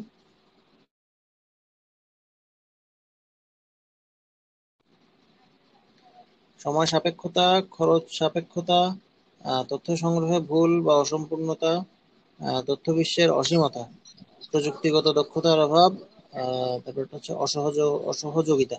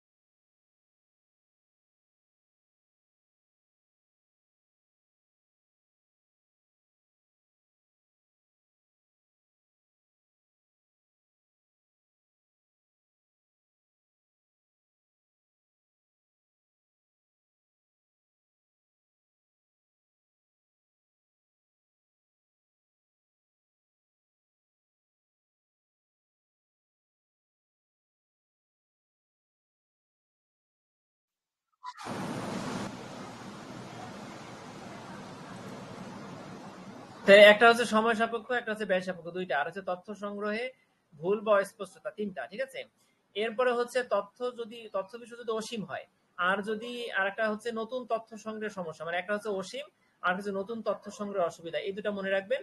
আর একটা হচ্ছে খরচ এবং ব্যয়, এই দুটা মনে রাখবেন। আর একটা হচ্ছে তথ্য বিষয় যদি অসীম হয়, মানে তথ্য সংগ্রহে যদি ভুল বা অস্পষ্ট থাকে, জনগণ যদি অসহযোগিতা করে, ঠিক আছে, আর তথ্য যারা সংগ্রহ করবে তাদের যদি প্রযুক্তিগত এবং দক্ষতার অভাব থাকে, তাহলে এই হচ্ছে টোটাল 7টা। আমি আবার বলি, দেখেন, একটা হচ্ছে সময় সাপেক্ষ, ব্যয় সাপেক্ষ, দুইটা। ঠিক আছে, একটা হচ্ছে জনগণ যদি অসহযোগিতা করে বা যদি আহ, আপনার তথ্য সংগ্রহে ভুল বা অস্পষ্টতা থাকে, এই 4টা। আর যাকে দিয়ে তথ্য সংগ্রহ করবেন সে যদি অদক্ষ হয়, প্রযুক্তিগত দক্ষতা না থাকে, এটা হচ্ছে 5টা। আর তথ্য বিশ্ব যদি অসীম হয়, ঠিক আছে, বা নতুন তথ্য সংগ্রহের ক্ষেত্রে, যেমন 10 বছর পর পর তথ্য সংগ্রহ, নতুন তথ্য মাঝে পাচ্ছেন না, হ্যাঁ, যেহেতু জরিপ নাই, এটা একটা অসুবিধা। তাহলে 7টা অসুবিধা আমরা মনে থাকবে না আমাদের। পরীক্ষায় যদি এটা আসে, আপনার যদি সময় কম থাকে 5টা সুবিধা লিখবেন, 5টা অসুবিধা লিখবেন। যদি সময় বেশি থাকে 7টা লিখবেন, এখানে 7টা, মানে ওখানে যা লিখবেন এখানে তা, তাহলে প্রশ্নটা ভালো হয়, কাঠামোটা ভালো, দেখতে ভালো লাগে। ঠিক আছে, সুবিধা এবং অসুবিধা তাহলে আমাদের হলো। এবার এবার কোনটা আছে বলেন তো?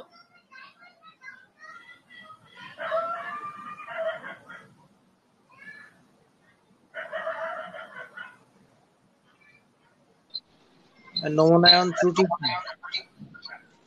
নমনায়ন ত্রুটির কারণ কি? নমনায়ন ত্রুটি সমাধানের উপায় কি বর্ণনা করুন। আচ্ছা ঠিক আছে, সবাই এটা বের করেন, বই অথবা নোটে দেখেন নমনায়ন ত্রুটিটা কি। নমনায়ন ত্রুটির কারণটা এখানে দেখেন, 5টা কারণ, আর ত্রুটি কমানোর উপায় হচ্ছে 5টা। আর যদি কেউ চান এই প্যারাগ্রাফের বিকল্প হিসাবে, এই 5-এর বিকল্প হিসাবে সেটা লিখতে পারেন। ঠিক আছে, তবে এটাকে একটু কঠিন মনে হয় বিধায় এটাকে সহজ করা হয়েছে। ক্লিয়ার, এই গাণিতিক বিষয়গুলো বাদ দিয়ে এটা করা হয়েছে।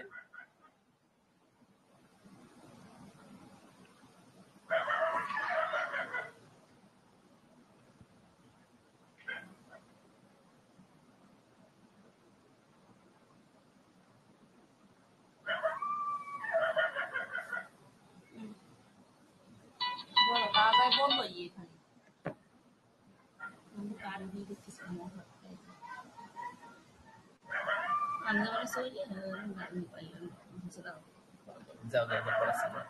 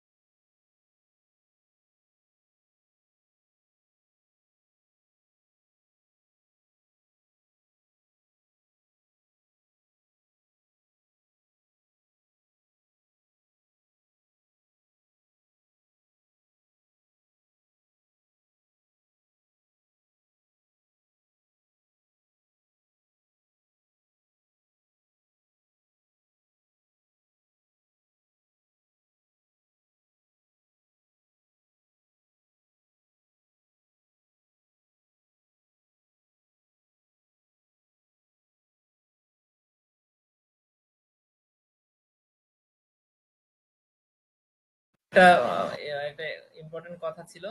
এবার দেখেন আমরা নমুনায়ন ত্রুটিটা পড়ি।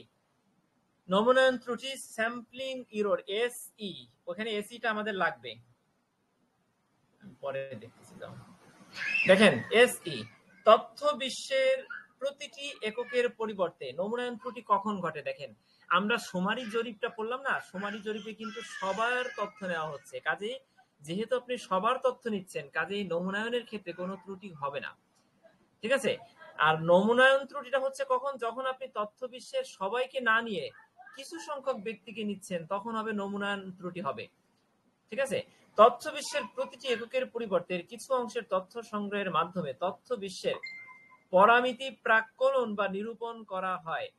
পরামিতি প্রাক্কলন বা নিরূপণটা কি, আমি কিছুক্ষণ আগে আপনাদের একটা জিনিস বলছিলাম না, যে নিরূপিত মান বলছিলাম, এস্টিমেটেড মান বলছিলাম, যে এখানে একটা ধারণার উপরে মানটা নেওয়া হয়, সঠিকভাবে অ্যান্সারটা বের হয় না, ঠিক আছে। গাণিতিক 2 আর 2 4, এই 4টা হয় না, এটাকে ধরে নেওয়া হয় যে হয়তোবা 3.5 বা 5.5 এর কাছাকাছি কিছু একটা হতে পারে, বুঝাতে পারছি। তার মানে যেহেতু নমুনা নিচ্ছি, এখানে তো সবাই অংশগ্রহণ করতেছে না, সবাইকে নিচ্ছি না আমি, কাজেই এখানে এই নমুনার ক্ষেত্রে শুধুমাত্র এই স্যাম্পলিং এররটা হয়, ঠিক আছে। এখানে আমরা সংজ্ঞাটা কি লিখব আবার পড়ি। দেখেন তথ্য বিশ্বের প্রতিটি এককের পরিবর্তে এর কিছু অংশের তথ্য সংগ্রহের মাধ্যমে তথ্য বিশ্বের পরামিতি প্রাক্কলন বা নিরূপণ করা হয়। মানে পরামিতি প্রাক্কলন বা নিরূপণ মানে কি, একটা মানে যে অ্যান্সারটা সেটাকে ধরে নেওয়া হয়, ঠিক আছে, এতে কিছুটা তারতম্য তথা ত্রুটি পরিলক্ষিত হয়, এই ত্রুটিকে নমুনায়ন ত্রুটি বলা হয়। ক্লিয়ার, বুঝতে পারছেন নাকি কেউ অস্পষ্টতা আছে, থাকলে বলেন। আরেকবার বলেন। আচ্ছা ওকে, দেখেন আমরা পরামিতি পড়ে, দেখেন পরামিতিতে আসি, আমি ক্লিয়ার করে বোঝাই। তথ্য বিশ্ব হতে যা কিছু পরিমাপ করা হয় তাকে পরামিতি বলে। তথ্য বিশ্বের যে কোনো ফাংশনকে পরামিতি বলে। এখন ফাংশনটা কি বলছিলাম, পরিসংখ্যানে আমরা যা কিছু করব, ভেদাঙ্ক পড়ি, সমগ্র পড়ি, গড় নির্ণয় পড়ি, বিন্যাস পড়ি, সমাবেশ পড়ি, কাই বর্গ, টি বিন্যাস, এস বিন্যাস, সবকিছু একটা পরামিতি, প্যারামিটার, ঠিক আছে। তথ্য বিশ্বের যে কোনো ফাংশনকেই পরামিতি বলে। তথ্য বিশ্বের বৈশিষ্ট্য জানার জন্য ব্যবহৃত পরিমাপকে ওই তথ্য বিশ্বের পরামিতি বলা হয়, ঠিক আছে। এবার তাহলে দেখেন প্রশ্নটা, দেখেন তথ্য বিশ্বের প্রতিটি এককের পরিবর্তে এর কিছু অংশের তথ্য সংগ্রহের মাধ্যমে তথ্য বিশ্বের ওই পরামিতি, যেটা বললাম এই মাত্র, মানে মান নির্ণয় করলেন, আপনি মডেল ব্যবহার করলেন, সংখ্যা দিয়ে কোনো কিছু একটা যাচাই, সেটা গড় নির্ণয় করতে চাইলেন, অথবা বিন্যাস, সমাবেশ, অথবা যে কোনো তথ্যের ডাটার ভিত্তিতে যে কোনো কিছু একটা বের করতে চাইলেন, সেটাই একটা পরামিতি। তাহলে এই পরামিতিটা যদি সঠিকভাবে না বের হয়, আনুমানিক বা কিছুটা অনুমান নির্ভর হয়, তাহলে সেই পরামিতিটা হচ্ছে প্রাক্কলন বা নিরূপণ। আর তখনই কিছু ত্রুটি হবে, যেহেতু প্রাক্কলন বা নিরূপণের সংজ্ঞাটা আমি বুঝাইছিলাম কি, যে ফুল 100% 2 আর 2 যোগ 2 4 হচ্ছে না, ঠিক আছে? তাহলে ওই যে ত্রুটিটা থেকে যাচ্ছে, ওই ত্রুটিটাই হচ্ছে নমুনায়ন ত্রুটি। আর শুমারির ক্ষেত্রে নমুনায়ন ত্রুটি কেন হবে না? যেহেতু সবাই আসতেছে ভিতরে, আর নমুনায়নটা যেহেতু আপনি 100টা বলের ভিতরে 100 জনকে নিচ্ছেন না, কাজে ওই জায়গাটায় ওই সমস্যাটার কারণে নমুনার একটা ত্রুটি থেকে যাচ্ছে, ঠিক আছে? এবার বলেন, এই এই এতটুকু কে লিখতে পারবেন আর কে পারবেন না বলেন? একটু কিছু কিছু শব্দ দেখেন বোঝার পরে, আমরা উপপদ্য পড়তাম না আগে, উপপদ্য বোঝার সময় আমরা সম্পদ্যটা কি চিত্র দেখে বুঝে আঁকতাম, আর উপপদ্যটা কিন্তু আমাদের অনেক সময় বুঝি আর না বুঝি আমাদের প্রমাণ করতে হতো, খুব কষ্ট হতো প্রমাণ করতে, তাই না? তাই এখানে হচ্ছে আপনি প্রতিটা শব্দ বাক্য যদি 100% নাও বুঝেন, ঠিক আছে, যেমন প্রাক্কলন বা নিরূপণ আপনাকে তো আমি হাতে কলমে করে দেখাই দিতে পারতেছি না, কাজেই আপনি যতটুকু সম্ভব আমি বোঝাইছি এটার উপর ভিত্তি করে আপনি প্রশ্নটা পরীক্ষার জন্য বুঝে নেন। আমি আবার একবার বলবো, দেখেন আমি মুখস্থ করি। তথ্য বিশ্বের প্রতিটি এককে না নিয়ে যদি কিছু অংশের তথ্য সংগ্রহের মাধ্যমে তথ্য বিশ্বের পরামিতি বা প্রাক্কলিত বা নিরূপিত মান নির্ণয় করা হয়, পরামিতি প্রাক্কলন করা হয় বা নিরূপিত মান বা প্রাক্কলিত মান বা এস্টিমেটেড মান নির্ণয় করা হয়, তবে কিছুটা তথ্যের তারতম্য ঘটে, তথ্যের ত্রুটি হয়, এই ত্রুটিকে নমুনায়ন ত্রুটি বলা হয়।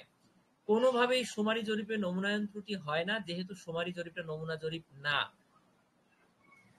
এখানে কি আছে দেখেন, নমুনার ভিত্তিতে সমগ্রকের পরামিতি নিরূপণ করলে পরামিতি ও এর নিরূপিত মানে যে তারতম্য ঘটে, এটা আরেকটা সংজ্ঞা, এটা একটু বুঝেন তাহলে। নমুনার ভিত্তিতে সমগ্রকের পরামিতি নিরূপণ করলে মানে কি, 100টা বলের থেকে 30টা বল নিয়ে যদি আপনি পুরো সমগ্রকের আইডিয়া নিতে চান, তাহলে সেখানে যে সকল ত্রুটি আসবে সেই ত্রুটিগুলো হচ্ছে পরামিতি নিরূপণ। এই ত্রুটিটা পরামিতি নিরূপণ, আপনি ত্রুটি আসবে সেটা আলাদা বিষয়, আমি বোঝাই আবার। দেখেন, নমুনার ভিত্তিতে সমগ্রকের যে পরামিতিটা নিরূপণ করলেন, পরামিতিটা মানে হচ্ছে ফাংশন, গাণিতিক ফাংশন মডেল ব্যবহার করলেন, কোন একটা হিসাব বের করলেন, সেটা হচ্ছে পরামিতি, যে কোনো একটা হিসাবকে পরামিতি বলে। এখন এই পরামিতিটা আপনি নিরূপণ করলেন, নিরূপণটা মানে হচ্ছে 2 আর 2 4 না, 2 আর 2 3.5 অথবা 5.5 অথবা 4.1, পুরোপুরি 4 না। নিরূপণ মানে কি, মানে পুরোপুরি ভাবে আপনি যাচাই করতে পারলেন না, আপনি ধরে নিলেন, ঠিক আছে? যখন করলেন তখন পরামিতি এবং এর নিরূপিত মানে যে তারতম্য ঘটে। পরামিতিটা কি, তথ্য বিশ্বের যে কোনো ফাংশন, এই ফাংশনে এবং ফাংশনের মাধ্যমে আপনি যে নিরূপণটা করলেন না, যে মানটা বের করলেন অ্যাকুরেট হলো না, আনুমানিক যে মানটা বের করলেন, এই মডেল এবং আনুমানিক যে মান, সেই মানের মধ্যে যে তারতম্য, যেমন এই তারতম্যটাকেই নমুনায়ন ত্রুটি বলা হয়। নমুনায়নের ক্ষেত্রে শুধু নমুনায়ন ত্রুটি ঘটে, শুমারি জরিপের ক্ষেত্রে ঘটে না। ক্লিয়ার? জি ভাইয়া। সবাই বুঝতে পারছেন? কত পার্সেন্ট বুঝতে পারছেন?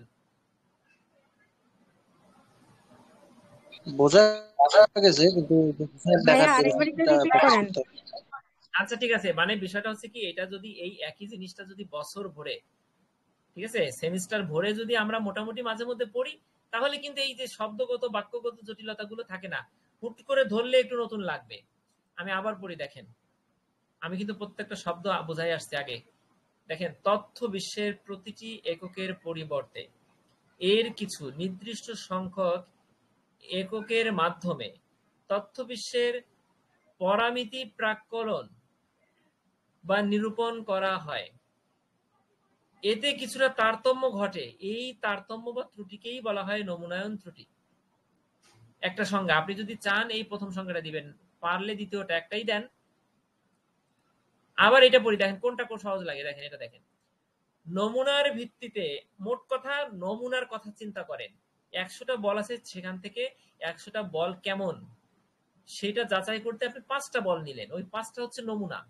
এখন একটা জিনিস চিন্তা করেন, ওই 5টা নিচ্ছেন, 5টা নিয়ে আপনি যেভাবে 100টা বল সম্পর্কে আইডিয়া নিবেন, সেখানে তো গাণিতিক হিসাব টিসাব থাকবে, এই হিসাবকেই বলে পরামিতি। ঠিক আছে, এই পরামিতি, এবং আপনি যেহেতু পুরো 100টা বলকেই নেন নাই, নিছেন 5টা, তাহলে আপনি 100টা বল সম্পর্কে আইডিয়া নিতে গেলে আপনি কি পুরো 100% অ্যাকুরেট 2 আর 2 4 এটা বলতে পারবেন? আপনার তো কিছুটা নিরূপণ করে নিতে হবে, ধরে নিতে হবে মানটা। আপনি যে পরামিতিটা একটু আগে বুঝলাম, আর নিরূপিত মান যেটা নমুনার ক্ষেত্রে যে ভুল মানে আনুমানিক যে ফলাফলটা আসে, সেই ফলাফলটার যে ব্যবধান মানে যে তারতম্য ঘটে সেটাই হচ্ছে নমুনায়ন ত্রুটি। দুটা সংজ্ঞাই ইজি। নমুনায়নের ক্ষেত্রেই শুধু নমুনায়ন ত্রুটি ঘটে, শুমারি জরিপের ক্ষেত্রে ঘটে না। এবার দেখেন দৈব নমুনায়ন গড়ের নমুনায়ন ত্রুটি। দৈব নমুনায়ন গড়ের নমুনায়ন ত্রুটি, এখান থেকে দুইটা সংজ্ঞা যে কোনো একটা সংজ্ঞা দিলেন, দিয়ে এই নিচের বাক্যটা দিলেন, দেবার পরে আপনি লিখলেন, মুখস্থ করে যান, দৈব নমুনায়ন গড়ের নমুনায়ন ত্রুটি, এটা একটা সূত্র। আপনাকে আমি বুঝাই, এসি স্যাম্পলিং ইরর, নমুনায়ন ত্রুটি এসি, এসি তো বুঝলাম, সমান আলফা, আলফাটা হচ্ছে এখানে এটা আলফা না, এটা হচ্ছে এটাকে আলফা অথবা মিউ, এটা বোধহয় মিউ, ঠিক আছে, মিউ পরিমিত ব্যবধান না, এটা আমি ভুলে গেছি। আমার কাছে ব্যাখ্যা অংশ আছে, আপনাদের কারো কাছে পরিসংখ্যানের, সেখানে এই চিহ্নটা দেখলে আপনি বুঝতে পারবেন এটা পরিমিত ব্যবধান নাকি নমুনার আকার। ঠিক আছে, ব্যাখ্যা অংশ দিছি না, মাহমুদা আপাকে তো ব্যাখ্যা অংশ দিছি, ওখানে একটু দেখেন তো আপনি যে এইটা কি মিউ নাকি আলফা, কি লেখা আছে। আচ্ছা যাই হোক, দেখেন স্যাম্পলিং ইরর সমান উপরের এটা sigma. Sigma, right, thank you. এটা হচ্ছে সিগমা। শুনেন, এই যে আমরা সামেশন পড়ি না, সামেশনটা হচ্ছে বড় ক্যাপিটাল আর সিগমাটা হচ্ছে স্মল। যেমন স্মল লেটারের এটা যেমন, আর স্মল ক্যাপিটাল লেটারের এ একরকম আর স্মল লেটারের এ একরকম, এটা হচ্ছে সিগমা। ঠিক আছে, এটা একটা সামেশন। তাহলে স্যাম্পলিং ইরর সমান sigma by root over N. Sigma সমান পরিমিত ব্যবধান। ঠিক আছে, আমরা যে পরামিতি পড়ছি, পরামিতি পরিমিত সব একই জিনিস। এই যে পরামিতির ক্ষেত্রে যে ব্যবধানটা আসবে, পার্থক্যটা আসবে, সেটাকে হচ্ছে সিগমা। আর নমুনার আকার আমরা জানি যে এন দ্বারা সংখ্যা, এন মানে নাম্বার, নমুনার আকার অথবা পপুলেশনের আকার যাই বলেন না কেন, সবকিছুকে এন দ্বারা বোঝানো যায়। ঠিক আছে, এখানে নমুনার ক্ষেত্রে আমরা সাধারণত এন ব্যবহার করি। তাই নমুনার আকার এন কে রুট ওভার দিলেন, রুট করলেন, আর উপরে দিলেন পরামিতি ব্যবধান সিগমা আর স্যাম্পলিং ইরর। তাহলে এটা আসলে আপনি এখানে এই সূত্রটা তো আর করে দেখাতে পারতেছি না আপনাকে, একটা স্যাম্পলিং ইরর কি বের করে দেখাতে পারতেছি, আমি যেহেতু বের করি নেই, আপনিও করেন নাই, কাজে এটা তো আমরা পুরোপুরি ভাবে 100% বের না করা পর্যন্ত সূত্রটা আমরা বুঝবো না যে আসলে স্যাম্পলিং ইররটা এই সূত্র ব্যবহার করে বোঝা যায় কিনা। ঠিক আছে, যেহেতু আমরা বুঝতেছি না, কাজে আমরা এটাকে মুখস্থ করবো অবশ্যই। এখানে স্যাম্পলিং ইরর সমান sigma by root over n, sampling error সমান sigma by root over n. সিগমাটা হচ্ছে পরামিতি ব্যবধান, রুট ওভার এনটা হচ্ছে শুধু এনটা হচ্ছে নমুনার আকার। তাহলে নমুনায়ন ত্রুটি কাকে বলে আসলে আমরা এই সূত্র সহ আমরা লিখব। ক্লিয়ার? এবার আমরা নমুনায়ন ত্রুটির কারণে যাই, কেন নমুনায়ন ত্রুটি ঘটে। জি আলামিন ভাই, ঠিক আছে, কত কত অধ্যায় পড়াইতেছেন ভাই, একটু কাইন্ডলি বলবেন? প্রথম অধ্যায়, তৃতীয় অধ্যায় ভাইয়া,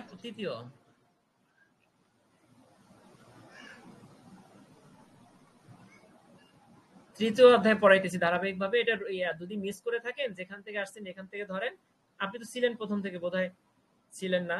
আমি ইউটিউবে দিয়ে দেবো ইনশাল্লাহ, রাত্রে টাইম পাবো না, কালকে সকালে দিয়ে দেবো। শারমিন আপা 9টা বাজার আগে একটু বললেন তো, 9:15 কিন্তু ক্লাস।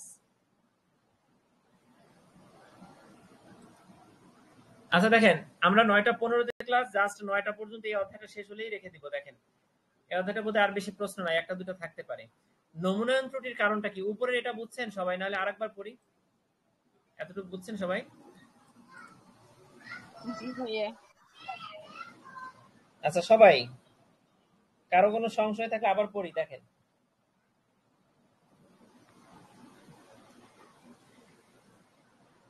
পড়বো নাকি চলে যাবো, এটা রেসপন্স করেন না কেন ভাই? করেন ভাইয়া। আচ্ছা দেখেন, আমি না দেখে পড়ি হয় কিনা দেখেন। তথ্য বিশ্বের প্রতিটি এককের পরিবর্তে যদি নির্দিষ্ট সংখ্যক নির্দিষ্ট অংশের তথ্য সংগ্রহের মাধ্যমে তথ্য বিশ্বের পরামিতি প্রাক্কলন করা হয়, তাহলে কিছুটা তারতম্য ঘটে, ত্রুটি ঘটে। এই ত্রুটিকেই নমুনায়ন ত্রুটি বলা হয়। একটা সংজ্ঞা গেল, দ্বিতীয় সংজ্ঞাটা একটু পড়ি। দেখেন, নমুনার ভিত্তিতে পরামিতি নিরূপণ করলে, মানে পরামিতি এস্টিমেট করলে, এই যে পরামিতিটা আসবে, নিরূপণ করলে যে পরামিতিটা পাবো, এই পরামিতিটা এবং এর নিরূপিত মান, এস্টিমেটেড মান, এই দুইটার ভিতরে যে তারতম্য, সেটাকে বলা হয় নমুনায়ন ত্রুটি। নমুনায়নের ক্ষেত্রেই শুধু নমুনায়ন ত্রুটি ঘটে, সুমারির ক্ষেত্রে ঘটে না। আপনি এখানে দুটা সংজ্ঞা আছে, একটা সংজ্ঞা লিখবেন আর শেষের বাক্যটা লিখবেন। এরপরে নমুনায়ন ত্রুটির SE স্যাম্পলিং এরর সমান সিগমা বাই √n। সিগমা সমান হচ্ছে পরামিতি ব্যবধান, √n সমান হচ্ছে নমুনার আকার। ঠিক আছে, ওকে, এইটু সূত্রটা দিয়ে এটা আসলে ঠিক আছে। আচ্ছা, এবার দেখেন নমুনায়ন ত্রুটির কারণটা পড়ি। নমুনায়ন ত্রুটি কেন ঘটে? আপনি 100টা বল থেকে 7টা বল নিবেন, এটা 7টা হচ্ছে নমুনা। কোন 7টা নিবেন সেটা বেছে নিলেন যে কোনো বৈশিষ্ট্যের ভিত্তিতে। এই যে নমুনা নিলেন আপনি, এই নমুনার ক্ষেত্রে যে সকল ত্রুটি ঘটবে, প্রথমটা হচ্ছে ত্রুটিযুক্ত নমুনা নির্বাচন। যেহেতু দেখেন আপনি 100টার থেকে 7টা বল নিচ্ছেন, আপনি কিন্তু জানেন না এই 7টা ভালো না মন্দ। এমনও হতে পারে 7টা নমুনাই আসছে, 7টাই পচা। ভালো নমুনা আছে অন্য সাইডে আছে, আপনি ভালো কোনো নমুনা আপনার ভিতরে আসে নাই, তারা আমি 7টা দিয়ে যে আইডিয়াটা নিবেন, আপনি বলবেন যে 100টা নমুনাই পচা, কারণ 7টা নিচ্ছি, 7টাই পচা যেহেতু, তাহলে 100টাই পচা। তার মানে ত্রুটিযুক্ত নমুনা যদি আপনি নেন, তাহলে পুরো তথ্য বিশ্ব সম্পর্কে একটা খারাপ আইডিয়া হবে আপনার। তাহলে এটা একটা কি দেখা দিবে তখন বলেন তো? ত্রুটি দেখা দিবে, তাই না? নমুনা সংগ্রহের ক্ষেত্রে নমুনায়ন পদ্ধতি খুবই গুরুত্বপূর্ণ। মানে আপনি 7টা বেছে নিলেন কোন পদ্ধতিতে, নিজের মন মতন করে, নাকি 7 কর্নার থেকে 7টা? আপনার এই বেছে নেওয়ার পদ্ধতিতে যদি ত্রুটি থাকে, তাহলে নমুনায়ন ত্রুটি হবে। 2 নম্বরটা দেখি, দেখেন বিকল্প একক নির্বাচন। নমুনায়নে নির্বাচিত এককগুলো তথ্য বিশ্বের একক। আপনি 100টা বল থেকে যাদেরকে বেছে নিলেন, তারা কার একক বলেন তো? কার মেম্বার? তারা তো পুরো তথ্য বিশ্বের, মানে 100টা হচ্ছে তথ্য বিশ্ব, ফুল টেবিলের সমস্ত বলেরই তো মেম্বার তারা। তথ্য সংগ্রহের সুবিধার্থে অনেক সময় নির্বাচিত এককের নিকট থেকে তথ্য সংগ্রহ না করে বিকল্প একক নির্বাচন করে তা থেকে তথ্য সংগ্রহ করা হয়, ফলে নমুনায়ন ত্রুটি ঘটে। দেখেন আপনি, আপনার কথা হচ্ছে 100টা বল থেকে আপনি 10টা বল নিবেন, 10 কর্নার থেকে নিবেন। এখন আপনি যদি সুবিধার্থে আপনার নিজের দিকের কর্নার থেকে আপনি 10টা বল নিয়ে নেন, তাহলে কি বিকল্প এককগুলো আসলেই বিকল্প হলো না? তাহলে কি হবে? একটা ত্রুটি থেকে যাবে। আপনি যখন একক নির্বাচন করবেন, তখন সেটা অবশ্যই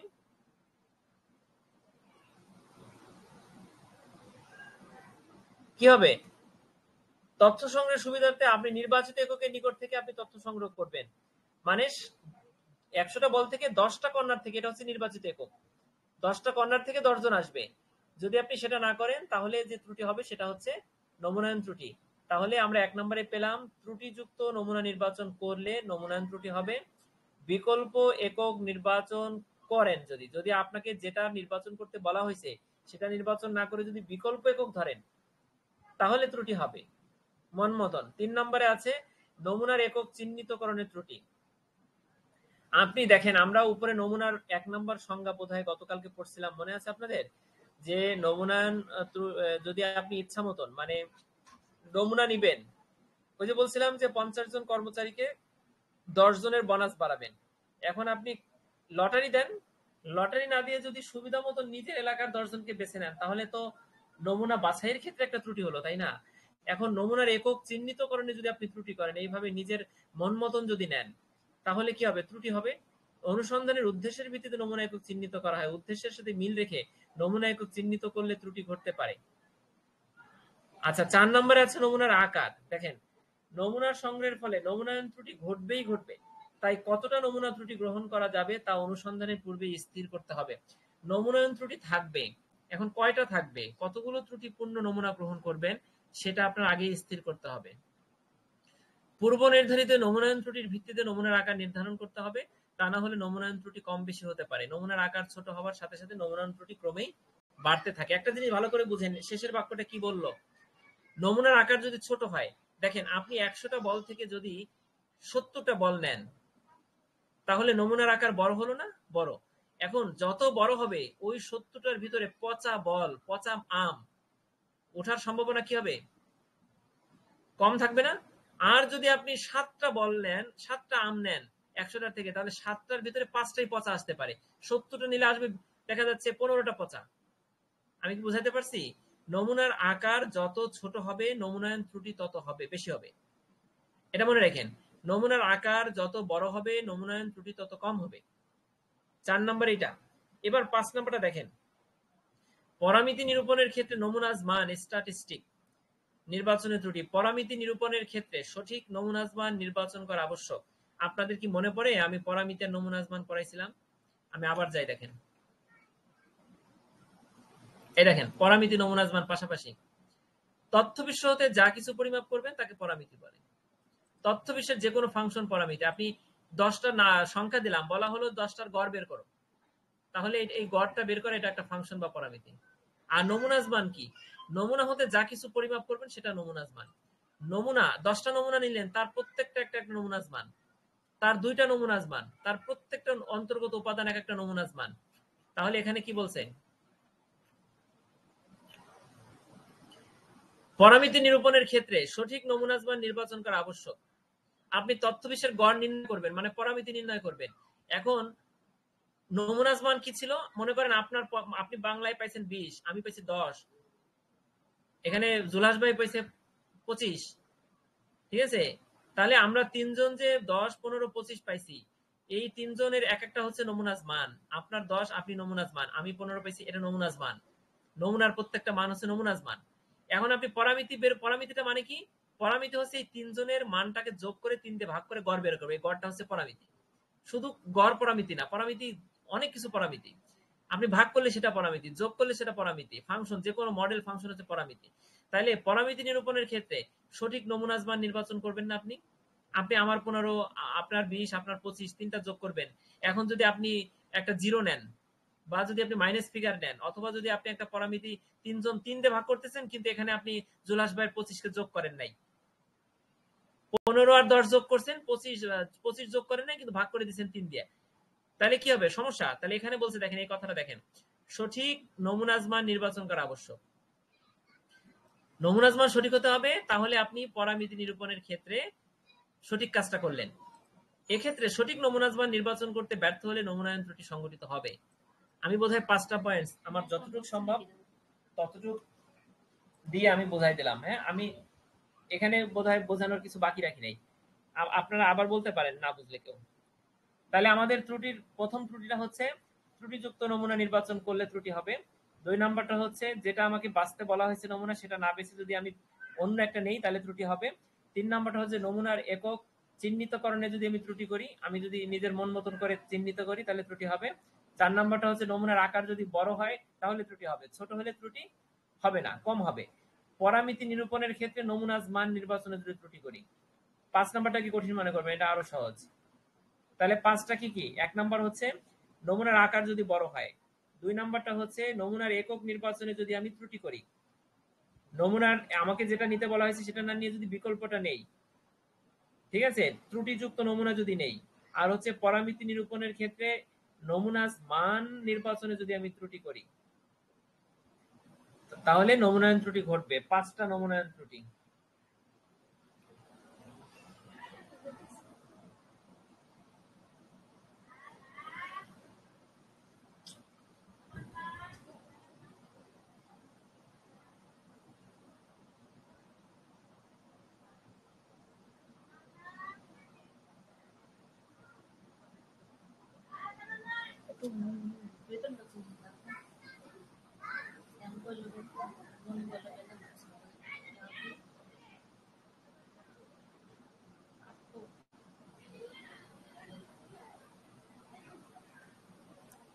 আচ্ছা দেখেন, নমুনায়ন ত্রুটি কমানোর উপায় বোধহয় এখানে বই থেকে উপায় আছে। কয়টা আছে আমাকে বলেন তো কেউ একজন। আপনারা যদি না 5টা। বোঝেন আবার পড়বো, আবার বুঝাবো, ঠিক আছে? এখানে কেউ কোনো ইয়া রাখবেন না, কারণ অনেকে আছেন হয়তো বইটা ধরার সময় পান নাই, এরকম অনেক কর্মজীবী সিনিয়র ভাই আছেন, ঠিক আছে? কোনো ভয়ের কোনো কারণ নাই। আমি বারবার পরে আপনাদের চেষ্টা করবো বোঝানোর।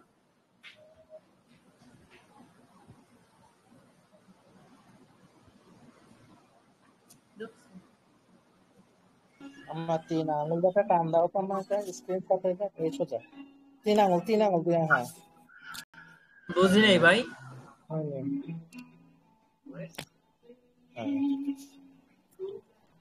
ত্রুটি আচ্ছা কমানোর বুঝি উপায় নাই পাঁচটা। আজমাইন ভাই। হ্যাঁ, ত্রুটি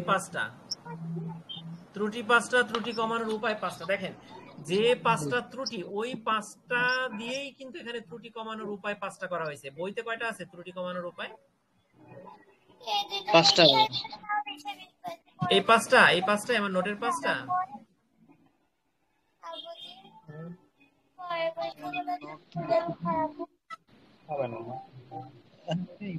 যেটা লিখছেন ওটাই। আচ্ছা দেখেন, এবার নমুনায়ন ত্রুটি কমানোর উপায়, এখানে আমরা যে পাঁচটা ত্রুটি পড়ছি ওই পাঁচটা ত্রুটিকেই আমরা কমানোর উপায় হিসেবে ব্যবহার করব। দেখেন, নমুনার আকারের কথা বলছিলাম না 5 নম্বরে, 4 নম্বরে দেখেন এইখানে তাইলে আকারটা নির্দিষ্ট করব আমরা। নমুনার ত্রুটি কমানোর জন্য নমুনার আকারকে বাড়াতে হবে, 1 নম্বর কথা শেষ। ত্রুটি কমানোর উপায় শেষ। নমুনার আকার কমাতে হলে নমুনার ত্রুটি কমাতে হলে নমুনার আকার বাড়াতে হবে। নমুনার ত্রুটির সাথে নমুনার আকারের একটা ব্যস্তানুপাতিক সম্পর্ক আছে, মানে হচ্ছে নমুনার আকার যদি বাড়ে ত্রুটিটা কমে, নমুনার আকার যদি কমে তাহলে ত্রুটিটা বাড়ে। আপনারা কি বুঝতে পারছেন বিষয়টা? জি ভাইয়া। 2 নম্বরটা হচ্ছে সঠিক একক নির্বাচন। দেখেন, আপনাকে তো বললাম যে 100টা আম থেকে 5টা আম বেছে নিয়ে আপনি যাচাই করবেন। 5টা আম বেছে নেওয়ার সময় যদি আপনি বস্তার নিচ থেকে বেছে নেন, নিচে তো এমনি আঘাত লেগে নিচের আমগুলো পচে গেছে, তাহলে তো হলো না। আপনাকে ফুল বস্তা থেকে প্রত্যেক কোনায় কোনায় আপনাকে 5টা আম বেছে নিতে হবে। তার মানে সঠিক একক নির্বাচন করবেন। ঠিক আছে, নমুনা সংগ্রহের সময় সঠিক একক নির্বাচন করলে সঠিক নিরূপক পাওয়া যায়, পরামিতির সঠিক নিরূপক পাওয়া যাবে, ফলে নমুনায়ন ত্রুটি কি হবে? কম হবে। আপনি যদি এই পরামিতির সঠিক নিরূপক, এই শব্দগুলো কঠিন মনে হয় তাহলে এগুলো বাদ দিয়ে লেখেন, নমুনা সংগ্রহের সময় সঠিক একক নির্বাচন করলে সঠিক একক নির্বাচন করে নমুনায়ন ত্রুটি হবে না। বাক্যটাকে আপনি সহজ করেন, এই শব্দ তিনটা বাদ দেন, সঠিক নমুনায়ন পদ্ধতি নির্বাচন। দেখেন, নমুনায়ন পদ্ধতি মানে আপনি 100টা আম থেকে 5টা আমকে বেছে নিচ্ছেন নমুনা হিসাবে। এই 5টা বেছে নেবার যে পদ্ধতিটা, সেই পদ্ধতিকে বলা হয় নমুনায়ন পদ্ধতি। আপনি এই পদ্ধতিটা যদি সঠিক হয় তাহলে নমুনায়ন ত্রুটি কম হবে। আপনি এখানে লিখেন, নমুনায়নের জন্য যে পদ্ধতি আমরা বেছে নিব সেটা যদি উত্তম পদ্ধতি হয় তাহলে নমুনায়ন ত্রুটি কম হবে। এত কিছু দেওয়ার দরকার নাই। মিউট করেন, নিজের মতন করে বাক্যটা সাজান। ভাইয়া একটু ডিস্টার্ব করি, জি, এই যারা মিউট করে না এদেরকে একটু আপনি কিছু বলেন, একটু হ্যাঁ করে মিউট দিছি, করে রাখার মিউট জন্য। করে দিছি। না, আমি মিউট করে দিছি। আমি ওকে ওকে, ওনাকে, থ্যাংক আজমাইন ইউ। ভাই বোধহয় ভুলে বুঝতে পারেনি, আমি মিউট করে দিছি ওনাকে। ঠিক আচ্ছা আছে, আমরা আচ্ছা আচ্ছা, টেলিগ্রামে থ্যাংক আসার ইউ। উদ্দেশ্যই ছিল এটা যে হোয়াটসঅ্যাপ এর মতন আমরা মিউট করতে পারি না, এখানে কেউ কথা বললে বা ভুলবশত কারো কাছ থেকে আওয়াজ আসলে আমরা মিউট করে দিব। তাইলে দেখেন, নমুনায়ন ত্রুটি কমানোর উপায় এই দুটো কিন্তু আমি ভিতরে কি আছে আমি পড়িনি, আমি নিজের ভাষায় বলছি। এই তিনটা নিজের ভাষায় বলছি। আপনারা প্রথমটা দেখেন, নমুনার আকার নির্দিষ্টকরণ। নমুনার আকার বড় হলে নমুনায়ন ত্রুটি কম হয়, আকার কম হলে নমুনায়ন ত্রুটি বেশি হয়। কাজেই নমুনার আকার এমন ভাবে নির্দিষ্টকরণ করতে হবে কাম্য সংখ্যক, যাতে নমুনায়ন ত্রুটি কম হয় বা না হয়। 2 নম্বরটা কি? সঠিক একক নির্বাচন। নমুনায়নের ক্ষেত্রে আমরা যে এককগুলো নিব নমুনা হিসাবে, সেগুলো যাতে সঠিক হয় এবং আনুপাতিক হারে যাতে সকল প্রান্ত থেকে হয়, ঠিক আছে, বা সকল দিক থেকে আসে, তাহলে নমুনায়ন ত্রুটি কম হবে। এরপরে 3 নম্বর হচ্ছে সঠিক নমুনায়ন পদ্ধতি। নমুনায়নের জন্য যে পদ্ধতি ব্যবহার করা হয় সেটা যদি সঠিক হয়, উত্তম হয়, তাহলে নমুনায়ন ত্রুটি হবে না। তথ্য বিশ্বের সীমা নির্ধারণ। দেখেন, অনুসন্ধানের উদ্দেশ্যের সাথে মিল রেখে যদি তথ্য বিশ্বের সীমা সঠিকভাবে নির্ধারণ করা যায় তাহলে নমুনায়ন ত্রুটি কম হবে। তথ্য বিশ্ব যদি আনলিমিটেড হয়, সারা পৃথিবীর হয়, তাহলে আপনি এখান থেকে কয়জনকে নেবেন? তথ্য বিশ্ব যদি হয় পুরো ওয়ার্ল্ডের সমস্ত আম গাছ, তাহলে কয়টা আম গাছ বেছে নেবেন? আপনি বেছে নেন যে ওয়ার্ল্ডের এই 4 কোণা থেকে 4টা, মাঝের থেকে 2টা, এই মোট টোটাল 7টা আম গাছ সিলেক্ট করা হবে, তাহলে আপনি পারবেন। আর যদি আপনি ওইভাবে সীমা নির্ধারণ না করেন তাহলে তো হবে না। এখানে তথ্য বিশ্বের সীমা নির্ধারণ। আর 5টা হচ্ছে নিরূপক ব্যবহার। এই দেখেন, আমরা এই মাত্র পড়ছিলাম উপরে কি পরামিতি নিরূপণের ক্ষেত্রে নমুনা মান, এখানে এই নিরূপক ব্যবহারটা কি দেখি আমরা। দেখেন, যথাযথ ও নিঝুঁকি নিরূপক ব্যবহার করা হলে নমুনায়ন ত্রুটি কম হয়। যথাযথ এবং নিঝুঁকি নিরূপক মানে কি? নিরূপক মানে নিরূপণ করার জন্য যে যন্ত্রটা বা যে মেশিনটা বা যে টেকনিকটা ব্যবহার করতেছেন সেটা হচ্ছে নিরূপক। আপনি যথাযথ এবং নিঝুঁকি মানে ঝুঁকি কম, ঝুঁকি নাই, এরকম নিরূপক ব্যবহার করলে নমুনায়ন ত্রুটি কম হবে। যেমন নিরূপক হলো কোনো সূচক বা পরিমাপ। নিরূপকটা কি? কোনো সূচক বা পরিমাপ যা কোনো বিশেষ অবস্থা বা পরিস্থিতি বোঝাতে ব্যবহৃত হয়। ক্লিয়ার? আমরা যে নিরূপক বা নিরূপিত মান পড়তেছিলাম, কিন্তু নিরূপকটা কি সেটা বোঝাতে পারতেছিলাম না। এখন তো বুঝলেন। নিরূপক হলো কোনো সূচক বা পরিমাপ যা কোনো বিশেষ অবস্থা বা পরিস্থিতি বোঝাতে ব্যবহার করা হয়। যদি বলেন এখন আকাশে খুব মেঘ, তাহলে এই আকাশে খুব খুব খুবটা হচ্ছে একটা নিরূপক। ঠিক আছে? অথবা খুব কালো মেঘ, এই খুব কালোটা হচ্ছে নিরূপক। ঠিক আছে? পরিস্থিতি বোঝাতে আপনি ব্যবহার করলেন। এটি ব্যবহৃত হয় বিভিন্ন ক্ষেত্রে, যেমন পরিসংখ্যান, পরিবেশ, অর্থনীতি, শিক্ষা এবং মনস্তত্ত্ব ইত্যাদিতে। বইতে বোধহয় এটা আছে না? এই 5 প্যারাটা আছে না বইতে? বইতে এটা আছে। এটাকে একটু কঠিন মনে হয়েছে, এই জন্য আমি এইটাকে আপনাদের জন্য সহজ করছি। এটা লিখছি বোধহয়। হ্যাঁ, তাহলে আমরা এটা লিখবো 5টা, এই বিকল্পটা বাদ দিয়ে এটা লিখবো। হ্যাঁ, আর কারো যদি বিকল্প লাগে লিখতে চান তাহলে এই নোটের 5 নাম্বার এটা লিখবেন। ঠিক আছে? আচ্ছা, একটা জিনিস মনে পড়লো, আমি সেকেন্ড সেমিস্টারের নোটগুলো লেখা শুরু করব আমাদের পরীক্ষা শেষ হবার পরের দিন থেকে। কারণ পরীক্ষার দুইটা জিনিস পেন্ডিং। একটা হচ্ছে কি, থার্ড সেমিস্টারের ক্লাস শুরু হয়ে যাবে পরীক্ষার পরের সপ্তাহ থেকে।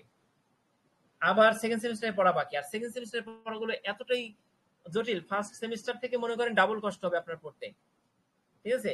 সেই ক্ষেত্রে আপনাকে অবশ্যই পরীক্ষার পরের দিন থেকে পড়তে হবে, তা না হলে এই ফার্স্ট সেমিস্টারের মতন এত সহজে উত্তরণ ঘটাতে পারবেন না। ঠিক আছে? এই জন্য আমি একটা চিন্তা করতেছি যে ওখানে অনেক জটিল জটিল অঙ্ক আছে, জটিল জটিল সমাধান আছে, জটিল জটিল মডেল আছে, ওইগুলোকে কিভাবে সহজ করা যায় তার জন্য আমি একটা একটা মানে বইতে যেটা আছে ওই ধরনের একটা মডেল রাখবো। ওইটার বিকল্প হিসাবে সহজভাবে কিভাবে লেখা যায়, ঠিক আছে, ওইভাবে আর একটা মডেল রাখবো। মানে আমরা চাইলে যেটা যার যার কাছে যেটা সহজ হবে সেটা আমরা লিখবো, সেটা পড়বো। ঠিক আছে? এইভাবে একটা চিন্তা ভাবনা করতেছি। কারণ তা না হলে অনেক গাণিতিক বিষয় আছে, সেটা আমাদের মানে কর্মব্যস্ততার মাঝে ওটা আমরা পারবো না। এই জন্য সহজ ভার্সন, কঠিন ভার্সন দুইটা রাখবো এবার সেকেন্ড সেমিস্টারে ইনশাল্লাহ। ঠিক আছে? তাহলে এবার বলেন, এই 5টা প্রশ্ন, নমুনায়ন ত্রুটি কমানোর উপায়, 5টা পয়েন্টস কে কে বুঝেন নাই? আবার একবার পড়বো কিনা?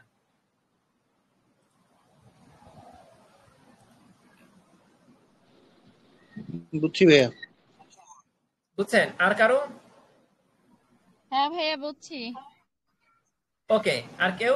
ঠিক আছে, তাহলে যদি কারো কোনো কথা না থাকে তাহলে আমরা এই পয়েন্টস গুলো একটু মুখস্থ করি একবার। দেখেন, নমুনায়ন ত্রুটি কমানোর উপায় প্রথমত হচ্ছে তথ্য বিশ্বের সীমা নির্ধারণ করে দিব, সঠিক নমুনায়ন পদ্ধতিটা আমি গ্রহণ করব, সঠিক একক নির্বাচন করব, নমুনার আকারকে আমি ফিক্সড করে দিব। 4টা। আর একটা আমার বাদ গেছে, সেটা হচ্ছে নিরূপক ব্যবহার করব। নিরূপকটা হচ্ছে যথাযথ এবং নিঝুঁকি নিরূপক ব্যবহার করব, যাতে কোনো ঝুঁকি থাকবে না বোঝাতে। যেমন আকাশটা খুব কালো, খুব কালোটা হচ্ছে একটা নিরূপক। গাণিতিক ভাবে এটা ব্যবহার হবে না, এখানে লিখবো কোন সূচক বা পরিমাপ যা বিশেষ অবস্থা বা পরিস্থিতিকে বোঝায়, এটা হচ্ছে নিরূপক। ঠিক আছে? তাহলে আমরা যদি যথাযথ এবং ঝুঁকি ছাড়া এরকম নিরূপক ব্যবহার করি তাহলে আমাদের ত্রুটি কম হবে। তথ্য বিশেষ সীমা নির্ধারণ করে দিব, সঠিক নমুনায়ন পদ্ধতি নির্বাচন করব, সঠিক একক নির্বাচন করব, নমুনার আকারটা আমরা ফিক্সড করে দিব। তাহলে আমাদের এই প্রশ্নটা হলো নাকি? এটা বড় আকারে আসলে আমরা লিখতে পারবো, সমস্যা হবে না। 6। এবার আমরা কোনটা আছে এবার দেখেন তো? 7, 8, 9 তিনটা প্রশ্নই আছে। একটু দ্রুততম সময়ের ভিতরে দেখি পারি কিনা। 7 নাম্বারটা দেখেন, একটি প্রশ্নমালা। ভালো প্রশ্নমালা প্রণয়নে কি কি বিষয় লক্ষ্য রাখতে হয়? প্রশ্নমালা মানে আমাদের যে পরীক্ষায় যে প্রশ্নটা দেয় না ওটা না, কিন্তু ওটাও প্রশ্নমালা, তবে ওটা না। আমরা কালকে শুক্রবারে যে প্রশ্নটা পাবো ওটার ভিতরে কি উত্তর লেখার ফাঁকা জায়গা আছে? নাই। আমরা 1-2 তে আগে গ্রামের সরকারি প্রাইমারি স্কুলে পরীক্ষা দিতেন, মনে পড়ে যে 5টি ফুলের নাম লিখো, একটা জায়গা থাকতো লেখা, অঙ্ক করার জি জায়গা জি। থাকতো, যোগ যোগ দিয়ে দিত, যোগ জায়গা জায়গা থাকতো। হ্যাঁ ঠিক না? হ্যাঁ ভাইয়া ওইটা মনে হচ্ছে আছে। প্রশ্নমালা, আদর্শ প্রশ্নমালা হচ্ছে ওইটা। কারণ ওখানে উত্তর লেখার জায়গা দিয়ে দেয়। ঠিক আছে? আর আমাদের তো উত্তর লেখার জায়গা দেয় না, কাজে এটা প্রশ্নমালা হয় না, এটা প্রশ্নপত্র বলতে পারেন। আচ্ছা দেখ, প্রশ্নমালা প্রশ্নপত্র একই জিনিস, কিন্তু প্রশ্নমালা পরিসংখ্যানের ভাষায় যখন আমরা বুঝবো তখন আমাদের বুঝতে হবে যে একটা শূন্যস্থান সম্বলিত ফর্দ। সংজ্ঞাটা এবার দেখি। দেখেন, পরিসংখ্যানের তথ্যাবলী সংগ্রহের উদ্দেশ্যে অনুসন্ধান বিষয়ক প্রয়োজনীয় প্রশ্ন এবং প্রশ্নগুলোর উত্তর লেখার শূন্যস্থান সম্বলিত ফর্দকে প্রশ্নপত্র বা প্রশ্নমালা বলা হয় বা প্রশ্নারি বলা হয়। গণনাগারির মাধ্যমে প্রাথমিক তথ্য সংগ্রহের ক্ষেত্রে প্রশ্নমালা প্রণয়ন করা হয়। অনুসন্ধানের সফলতা নির্ভর করে উৎকৃষ্ট প্রশ্নমালা প্রণয়নের উপরে। এখানে 3টা বাক্য আছে, 3টা বাক্যই আমরা লিখতে পারবো না।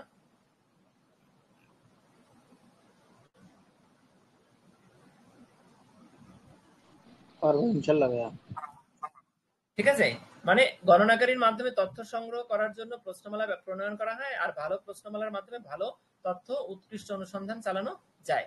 ঠিক আছে, এই যে গেল। তাহলে আমরা এবার ভালো প্রশ্নমালা প্রণয়নে কি কি বিষয় লক্ষ্য রাখতে হবে দেখেন, কয়টা আছে? অনেকগুলো আছে না, এখানে অনেকগুলো, 10টা আছে।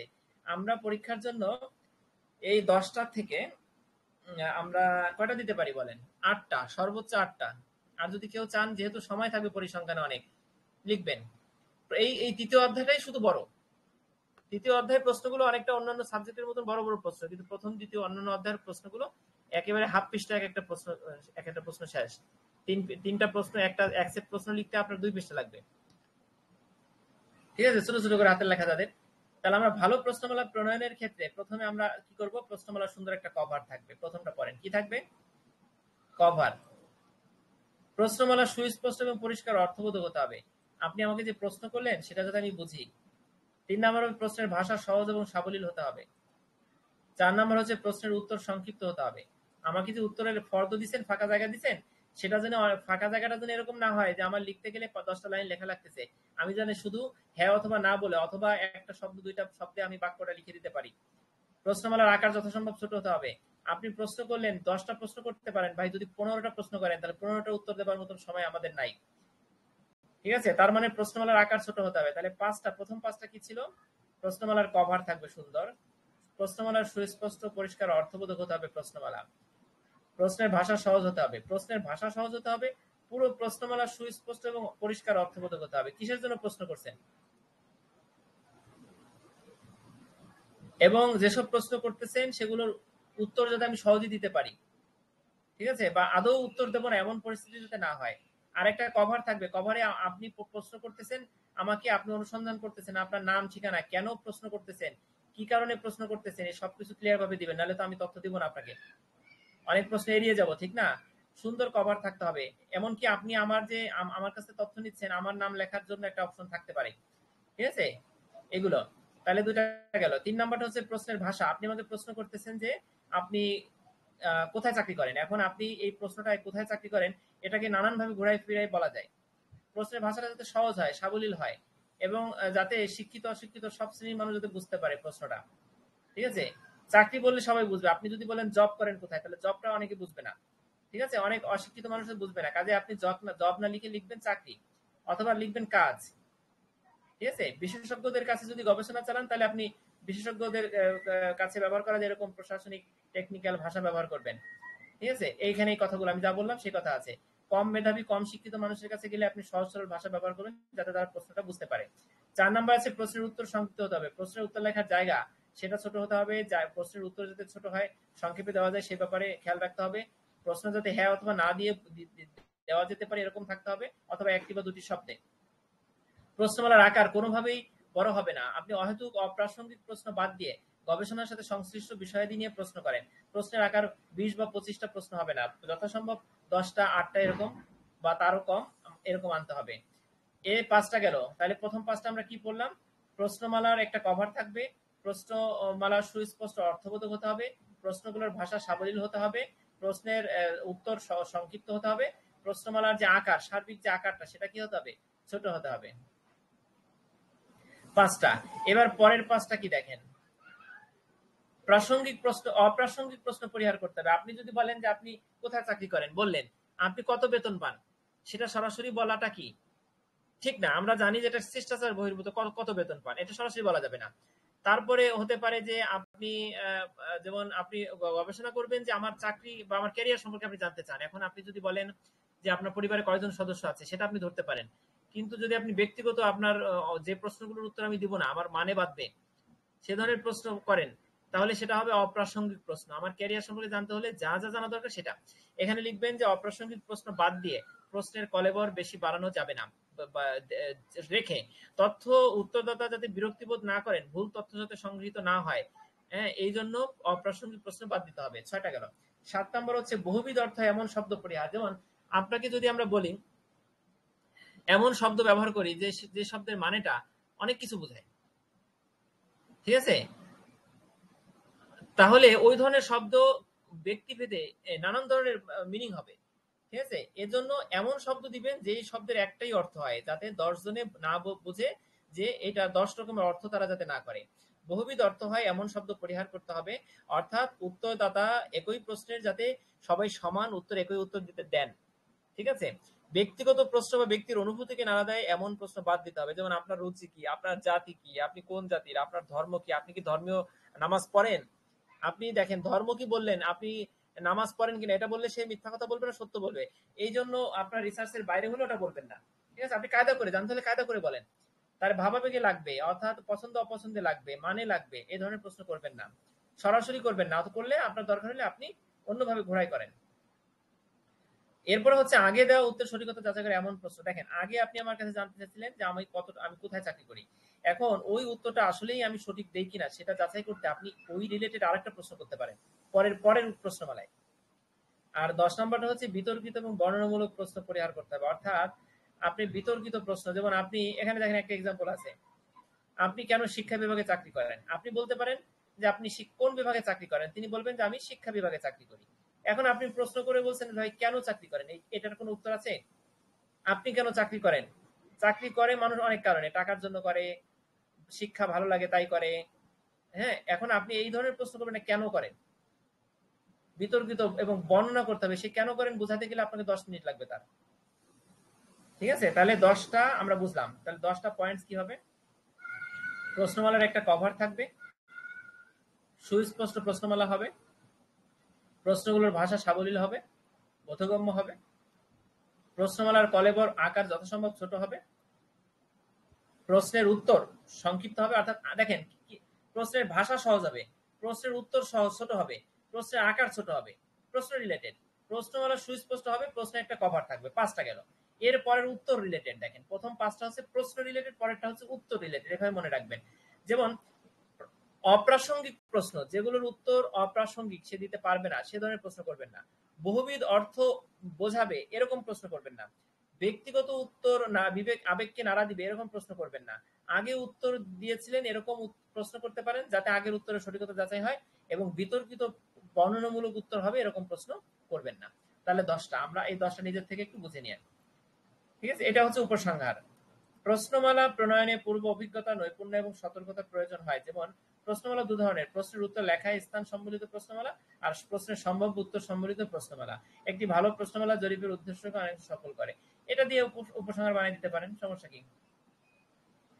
একটা প্রশ্নের উত্তর সম্বলিত ফাঁকা স্থান, আর একটা হচ্ছে সম্ভাব্য, যেমন টিক চিহ্ন এমসিকিউ, ওটা সম্ভাব্য উত্তর থাকে। হ্যাঁ, এটা। তাহলে 8 নাম্বার দেখেন, নমুনা জরিপ কি, নমুনা জরিপের সুবিধা এবং অসুবিধা। আচ্ছা, ছোট্ট 2টা প্রশ্ন আছে, যেহেতু আমরা পড়ে ফেলাই, দিনের বেলা সময় পাই না পড়ার। দেখেন নমুনা জরিপ কি, এর সুবিধা অসুবিধা লিখো। আমরা নমুনা জরিপটা পড়ি। নমুনা হচ্ছে তথ্য বিষয়, আমরা কিন্তু পড়ছি, আমি নতুন করে পড়ার দরকার নাই। আমরা ঢাকা ওই যে ধানমন্ডি লেকের সমস্ত মাছের একটা এক্সাম্পল দিছিলাম, মনে আছে? ওইটাই হচ্ছে নমুনা জরিপের এক্সাম্পল। এখানে আমরা নমুনা জরিপটা কি আমরা আগে পড়ে আসছি, যেহেতু এটা আর পড়লাম না। এখানে আপনি এক্সাম্পলে দিবেন ঢাকা শহরের সমস্ত রিকশাওয়ালাদের গড় আয় জানতে হলে সমস্ত রিকশাওয়ালার তথ্য নিতে হবে না, আপনাকে কিছু সংখ্যক রিকশাওয়ালার তথ্য নিয়ে তাদের থেকে আপনি যে তথ্যটা পেলেন সেটাই ঢাকা শহরের সমস্ত রিকশাওয়ালার প্রতিদিনের গড় আয়। এই এক্সাম্পলটা দিবেন এই প্যারায়। আর এখানে দিবেন কি, নমুনা হচ্ছে তথ্য বিশ্ব বা সমগ্রকের প্রতিনিধিত্বের একটি অংশ। নমুনা জরিপ হচ্ছে নমুনা থেকে তথ্য সংগ্রহের একটি পদ্ধতি। তথ্য বিশ্বের প্রতিটি মৌল বা উপাদান থেকে তথ্য সংগ্রহ না করে প্রতিনিধিত্বশীল একটি অংশ থেকে যদি আপনি তথ্য নেন, তাহলে তাকে নমুনা জরিপ বলে। এবার আমরা নমুনা জরিপের সুবিধা এবং অসুবিধা পড়ব। আর একটা জিনিস দেখেন, সরল দৈব নমুনায়ন, এটাকে আমরা পড়ছিলাম প্রথমে, বলেন তো কেউ একজন? জি পড়ছি ভাই। তাহলে যারা বলেন যে সাজেশনের আকার অনেক বড়, প্রত্যেকটা বইয়ে দেখবেন আসলে সাজেশনের আকার বড় না। এটাকে এই মানে প্রশ্নটাকে বোঝাতে যে বিভিন্ন ভাবে আসতে পারে সেটা বোঝাতে আকারটা 9টা হয়েছে, কিন্তু আসলে কিন্তু এখানে 9টা না, এর মধ্যে সর্বোচ্চ 6টা প্রশ্ন হতে পারে। ঠিক আছে, আচ্ছা ঠিক আছে। তাই সাজেশন পেপারটা যেটা করতেছি ওটাই এই বিষয়গুলো ক্লিয়ার থাকবে। ঠিক আছে, একটা প্রশ্ন এইভাবে ক্লিয়ার থাকবে যাতে বিভ্রান্তি না হয় যে 9টা পড়তে হবে কিনা।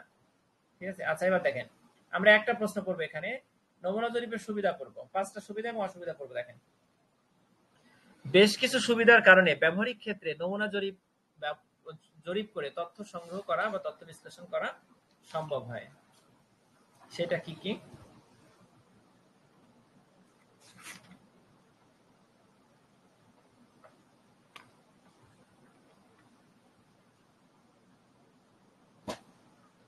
আচ্ছা দেখেন, নমুনা জরিপ করলে দেখা যাচ্ছে আপনি পুরো বস্তার সমস্ত আম সম্পর্কে আপনার ঘেটে ঘেটে দেখে দেখে আইডিয়া নিতে হচ্ছে না।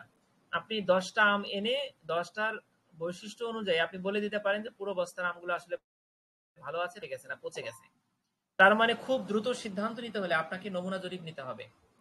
জরুরি প্রয়োজনে অল্প সময়ের মধ্যে দ্রুত সিদ্ধান্ত নেবার জন্য সমগ্রকের প্রতিটি এককের তথ্য সংগ্রহ না করে আমরা যদি নমুনা ব্যবহার করি তাহলে ভালো হয়। এটা হচ্ছে 1 নম্বর কথা। 2 নম্বর হচ্ছে কম খরচে। প্রতিটা মানে আপনি একটা আপনার পুরো বাংলাদেশের সকলের কাছে গিয়ে তথ্য সংগ্রহ করে জরিপ কার্য পরিচালনা করা ব্যয়বহুল। এই জন্য আমরা যদি নমুনা হিসাবে কিছু সংখ্যক জনগোষ্ঠীকে বেছে নেই, তাদের কাছ থেকে তথ্য সংগ্রহ করি, তাহলে খুব কম খরচে অল্প কিছু সংখ্যক মানুষের কাছে আমরা যেতে পারবো, তাদের তথ্য সংগ্রহ করতে পারবো, এটা খরচ কম হবে। আর সময়ের সাশ্রয়, পুরো বাংলাদেশের সমস্ত জনগোষ্ঠীর কাছে আপনি যদি যান তাহলে অনেক সময় লাগবে। আর আপনি যদি নমুনা জরিপ করেন তাহলে অল্প কিছু মানুষের তথ্য নিয়ে আপনি জরিপ করতেছেন বিধায় এটা সময়টা সাশ্রয় হচ্ছে। তার মানে নমুনা জরিপের সুবিধার ক্ষেত্রে আমরা লিখবো অর্থের সাশ্রয়, সময়ের সাশ্রয়, আর একটা হচ্ছে দ্রুত সিদ্ধান্ত। একটা হচ্ছে দ্রুত সিদ্ধান্ত নিতে পারবেন, সময় কম লাগবে, অর্থ খরচ কম হবে। 3টা। আর 2টা কি দেখেন, অসীম তথ্য বিশ্বের প্রয়োগযোগ্য। নমুনা জরিপ যদি হয় পুরো বাংলাদেশের সমস্ত আম গাছ, তাহলে কয়টা আম গাছ আছে এটা কি আদৌ বের করা সম্ভব হয়েছে? হয় নাই। তাহলে অসীম তথ্য বিশ্বে আপনি নমুনা জরিপটা গ্রহণযোগ্য হয় আপনি পুরো বাংলাদেশের সমস্ত আম গাছ না নিয়ে 64 জেলা থেকে আপনি 10টা করে আম গাছের স্যাম্পল নিলেন, পরীক্ষা করলেন। তাহলে অসীম যে তথ্য বিশ্ব পুরো বাংলাদেশের আম গাছ, এইটার ক্ষেত্রে আপনি নমুনা জরিপটাই কেবল গ্রহণযোগ্য এবং প্রয়োগযোগ্য, সুবিধাজনক। আরেকটা হচ্ছে প্রশাসনিক সুবিধা। দেখেন, যেহেতু পুরো বাংলাদেশের সমস্ত আম গাছের সুবিধা তথ্য পেতে হলে কত কর্মী লাগবে, কত অফিসারের দৌড়াদৌড়ি করা লাগবে, কত কাগজ কলম লাগবে। আর যদি আপনি 64 জেলার থেকে 10 জন করে 10টা আম গাছের তথ্য নেন, তাহলে এটা প্রশাসনিক সুবিধা না? খুব অল্প সময়ে প্রশাসন এটা অল্প সময়ে এটা বের করতে পারবে না? কৃষি অধিদপ্তর বলেন। তাহলে প্রশাসনিক সুবিধাটা হচ্ছে নমুনা জরিপের 5টা সুবিধা। একটা হচ্ছে দ্রুততম সময়ের মধ্যে তথ্য, অল্প খরচে তথ্য, দ্রুত সিদ্ধান্ত নেওয়া যাবে, এবং যদি তথ্য বিশ্বের আকার অসীম হয় তাহলে আমাদের জন্য সুবিধাজনক। আরেকটা হচ্ছে প্রশাসনিক সুবিধা হবে, যারা জরিপ কার্য পরিচালনা করবেন তারা প্রশাসনিকভাবে সুবিধা পাবেন। ক্লিয়ার? এরপরে আমরা যদি নমুনা জরিপের অসুবিধা পড়ি, দেখেন 5টা অসুবিধা আছে। এখানে 5টা অসুবিধা দেখি আমরা। সম্পূর্ণ তথ্য কি পাবেন? আপনি পুরো বাংলা আপনি যে আম অর্ডার দিলেন, আমের 5টা আম বাছলেন। এখন এরকমও হতে পারে 5টা আম যেটা বাছাই করলেন ওই 5টা আম ভালো 5টা আম আসছে, তারপর 5টাই পচা আসছে। আপনি তো পুরো বস্তার আম সম্পর্কে আইডিয়া পেলেন না। তাহলে বলেন তো সম্পূর্ণ তথ্য কি পাওয়া নমুনা জরিপের মাধ্যমে সম্ভব? সম্ভব না। তাহলে এখানে লিখবেন কি, যদি সমগ্রকের প্রতিটি একককে নমুনায় অন্তর্ভুক্ত করা না হয় তাহলে তথ্য বিশ্বের সমগ্র একক সম্পর্কে ধারণা পাওয়া যাচ্ছে না, কাজেই সম্পূর্ণ তথ্য আমরা পাবো না। এটা নমুনা জরিপের একটা অসুবিধা। এরপরে যদি দেখি ক্ষতিকারক উপাদান শনাক্তে সীমাবদ্ধতা। দেখেন, এই 100টা আমের ভিতরে যদি এরকম একটা আম থাকে যেটা খুবই বিষাক্ত, হ্যাঁ, বা পোকা পোকা আছে মনে করেন, এখন ওই পোকা যুক্ত 10টা আম আছে, ওই 10টা আম আপনি পুরো আম যদি আপনি নমুনায় 100টা আমকে যদি আপনি গবেষণায় না আনেন তাহলে 10টা পোকাযুক্ত আমকে আপনি পাবেন। ক্ষতিকারক উপাদান শনাক্তে সীমাবদ্ধতা। তথ্য বিশ্বের প্রতিটি একককে বিবেচনায় নেওয়া হয় না বিধায় তথ্য বিশ্বের মধ্যে যে ক্ষতিকারক উপাদানগুলো আছে সেগুলো নমুনায় উঠে আসে না। ডান হাতে, হ্যাঁ। তাহলে 1 আর 2 বুঝলাম আমরা। দেখেন, যদি কোনো লটের ভিতরে, যেমন নাপা সিরাপের ভিতরে যদি এরকম হয় বা প্যারাসিটামল সিরাপে যদি এরকম হয়, কোনো লটে খুব বেশি মাত্রা পড়ে গেছে অথবা কোনো ক্ষতিকারক উপাদান আছে, তাহলে আপনি কিন্তু একটা লটের ভিতরে আপনি যদি 100 নাপা সিরাপকে জরিপের মাধ্যমে বেছে নেন,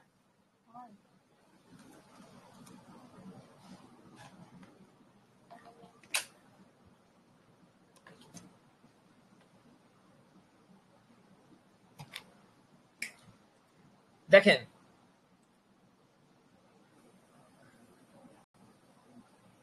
এখানে ক্ষতিকারক উপাদান যদি আপনি পুরোপুরি সম্পূর্ণ মানে সমগ্রকে সব উপাদানকে না নেন তাহলে ক্ষতিকারক উপাদান শনাক্ত করতে আপনি পারবেন না। এখানে একটা ঔষধের এক্সাম্পল আছে, যেমন প্রতিটা ঔষধ মানুষের জন্য প্রত্যেকটা মানুষ সেবন করবে ক্ষতি, কাজেই এখানে প্রত্যেকটা ঔষধকে পরীক্ষা করতে আলাদা আলাদা ভাবে। এখানে 10টা ওষুধ নিয়ে স্যাম্পল করলে একটা লটের সব ওষুধ সম্পর্কে আইডিয়া পাওয়া যাবে না।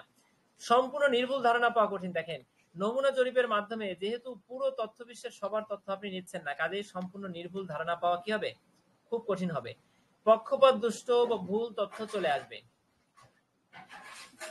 নমুনা ত্রুটির সম্ভাবনা দেখেন, আমরা যে নমুনা ত্রুটি এর আগে পড়ে আসলাম, যদি আমরা নমুনা জরিপ করি তাহলে নমুনা ত্রুটি থাকে, আর শুমারি জরিপ করলে থাকে না। কেন থাকে না? কারণ শুমারি জরিপে সবাই উঠে আসে। তাহলে নমুনা ত্রুটি মানেই নমুনায়ন ত্রুটি, নমুনা জরিপ মানেই নমুনা ত্রুটি। এটা লিখবে, নমুনা জরিপে সব সময় নির্দিষ্ট একটা ত্রুটি থাকে, এটা পুরো গবেষণাকে প্রভাবিত করে এই ত্রুটিটা।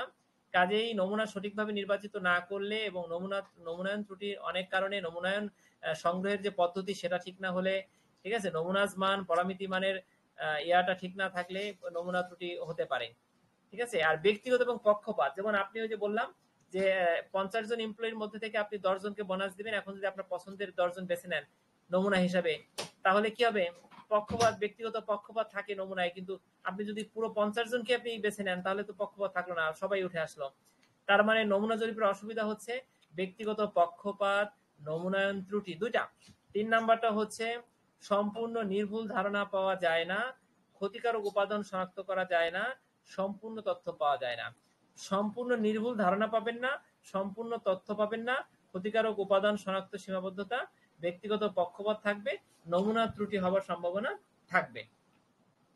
তাহলে বলেন, এই প্রশ্নগুলো কিন্তু একটার সাথে একটা রিলেটেড। আমরা প্রথমে 1 নাম্বার যা পড়ছি সেখানে দেখা যাচ্ছে যে পরের অধ্যায়গুলো, পরের প্রশ্নগুলো ওই রিলেটেড, ঠিক আছে। তাহলে আমরা আজকে 7টা থেকে 8টা 39, 1 ঘন্টা 40 মিনিটে আমরা পরিসংখ্যানের তৃতীয় অধ্যায় পড়লাম। আশা করি এই যা যা পড়লাম এখান থেকে আমাদের এক সেট প্রশ্ন, ঠিক আছে, 16 মার্ক আমাদের কমন পড়বে ইনশাল্লাহ, ঠিক আছে। তাহলে এইটা আমরা তৃতীয় দফায় আবার রিভাইজ করব, এবং যারা আমাদের ক্লাসে প্রথম থেকে থাকতে পারেন নাই তাদের জন্য এটা ইউটিউব চ্যানেলে এই ভিডিও রেকর্ডটা, এই ক্লাস রেকর্ডটা আমরা দিয়ে দেবো, ঠিক আছে, কালকে সকালে দিয়ে দেবো ইনশাল্লাহ। তাহলে আমরা আজকে এই পর্যন্ত। 9টা-9টা-15-তে একটা ক্লাস আছে, মেইন ক্যাম্পাসে যারা আছেন তারা লিংকটা নিয়ে নেবেন আমার কাছ থেকে অথবা গ্রুপ থেকে, আমাদের গ্রুপ থেকে, ঠিক আছে। আর স্যার কি বলেন, আমাদের সাথে কি আলোচনা হয়, স্যার কি অঙ্ক করান, যদি কোনো কিছু শেয়ার করেন তাহলে ওটা আগামীকালকে ক্লাসে আপনাদের সবাইকে দিয়ে দেবো, আপনারা সবাই থাকবেন আগামীকাল, ঠিক আছে। তাহলে রেখে ভাইয়া, দিচ্ছি। জি, নেক্সট ক্লাসে কোন চ্যাপ্টার করাবেন? নেক্সটে যে কোনটা করাবো এটা একটু দেখতে হবে। আমরা শোনেন 1 থেকে 6 পর্যন্তই প্রথমে যেহেতু পড়তেছি, 1 থেকে 6 এর ভিতরে করাবো। হয়তো প্রথম অধ্যায়টা পড়াতে পারি, প্রথম অধ্যায়টা পড়তে পারি, কারণ প্রথম 1 আর 3টা একটু সহজ, এরপরে 2 ধরবো, তাহলে 1, 2, 3 হয়ে গেল, তারপরে 4, 5, 6 করবো, এইভাবে মানে সহজের দিক থেকে যাচ্ছি। জি ঠিক আছে। আচ্ছা ঠিক আছে আপা, তাহলে রেখে দিচ্ছি। আর কেউ কিছু বলবেন? ভাইয়া ওই এটা কি জুমে হবে 9টা 15 থেকে? কালকের ক্লাসটা শোনেন, কালকের ক্লাসটা বোধ হয় আমি কালকের ক্লাসটা, আপনারা তো সবাই বিকালে টাইম পান কিনা জানি না, বিকালে করতে চাচ্ছি।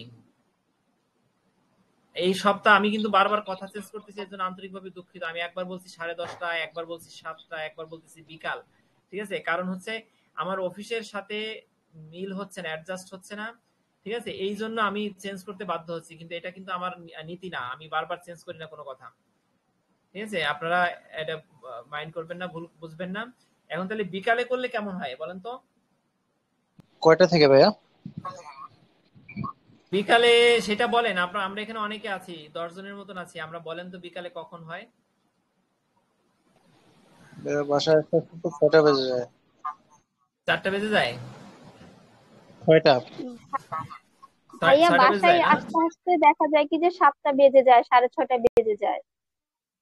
বুঝতে পারছি, বুঝতে পারছি বিষয়টা। শুনেন, আমার একটা ভালো একটা টাইম থাকে কালকে, আজকে না, আজকেও আছে টাইম, কিন্তু আমার ওই যে গাজীপুরে প্রত্যেকটা সিমে নেটওয়ার্কের সমস্যা করে মাঝে মধ্যে, ঠিক আছে। এখন বিষয়টা হচ্ছে রাত্রে 10:30 থেকে সুন্দর একটা টাইম আছে, আমি পারি, ঠিক আছে। আর একটা টাইম হচ্ছে বিকাল, তবে 10:30টার পরে ওইভাবে মানে সবকিছু থাকবে না, হাতে ল্যাপটপ থাকবে না, তারপরে দেখা যাচ্ছে নোটবুক থাকবে না, হয়তো খুব ভালোভাবে তখন পড়াটা হবে না। ঠিক আছে, এই জন্য বিকালে বসতে চাচ্ছি। আপনারা যারা বিকালে থাকবেন তারা একটু আমাকে রেসপন্স করেন তো এখন। আর যারা বিকালে থাকবেন না তাদের জন্য রাত 10:30টায় একটা ক্লাস নেওয়া যেতে পারে। ঠিক আছে, আমার কাছে 10:30টার পরে পর্যাপ্ত সময় আছে হাতে। ভাই বিকালে কয়টা থেকে অথবা বসতে চাচ্ছেন? বিকালে মাগরিবের আগে 1 ঘন্টা 1.5 ঘন্টা আগে শুরু করতে হয় করলে। আপনি তো 6টার কথা, সবাই তো 6টায়, বিকালে অনেকেই থাকেন না, বাসায় আসতে পারেন না, তখন তো সবাই থাকতে পারবে না। এটাই তো সমস্যা।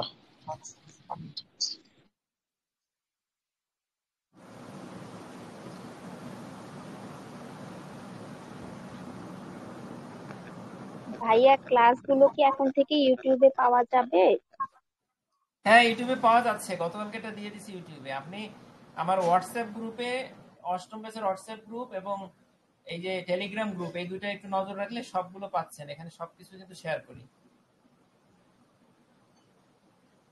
আচ্ছা ভাইয়া, তাহলে যদি ক্লাস না করতে পারি তাহলে ওখান থেকে দেখে নিলে তো মোটামুটি হবে।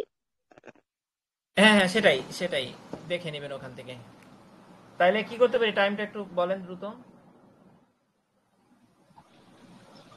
ভাই আপনি কি মাগরিবের আগে 1 ঘন্টা বসতে চাচ্ছেন তো? বুঝতে পারছি। আচ্ছা ঠিক আছে, তাহলে শুনেন, তাইলে টাইমটা হবে মাগরিবের নামাজ পড়ার সাথে সাথে। ঠিক আছে, মাগরিবের নামাজ পড়ে সালাম ফেরানোর পর পর বাসায় আসবেন আপনারা, অথবা বাসায় পড়লে অফিসে যেখানে যেখানে থাকেন না কেন, মানে মাগরিবের পর পর জয়েন হবেন। ঠিক আছে, 7:10 আগে শুরু করতে পারলে তখনই শুরু করবো। আচ্ছা ভাইয়া।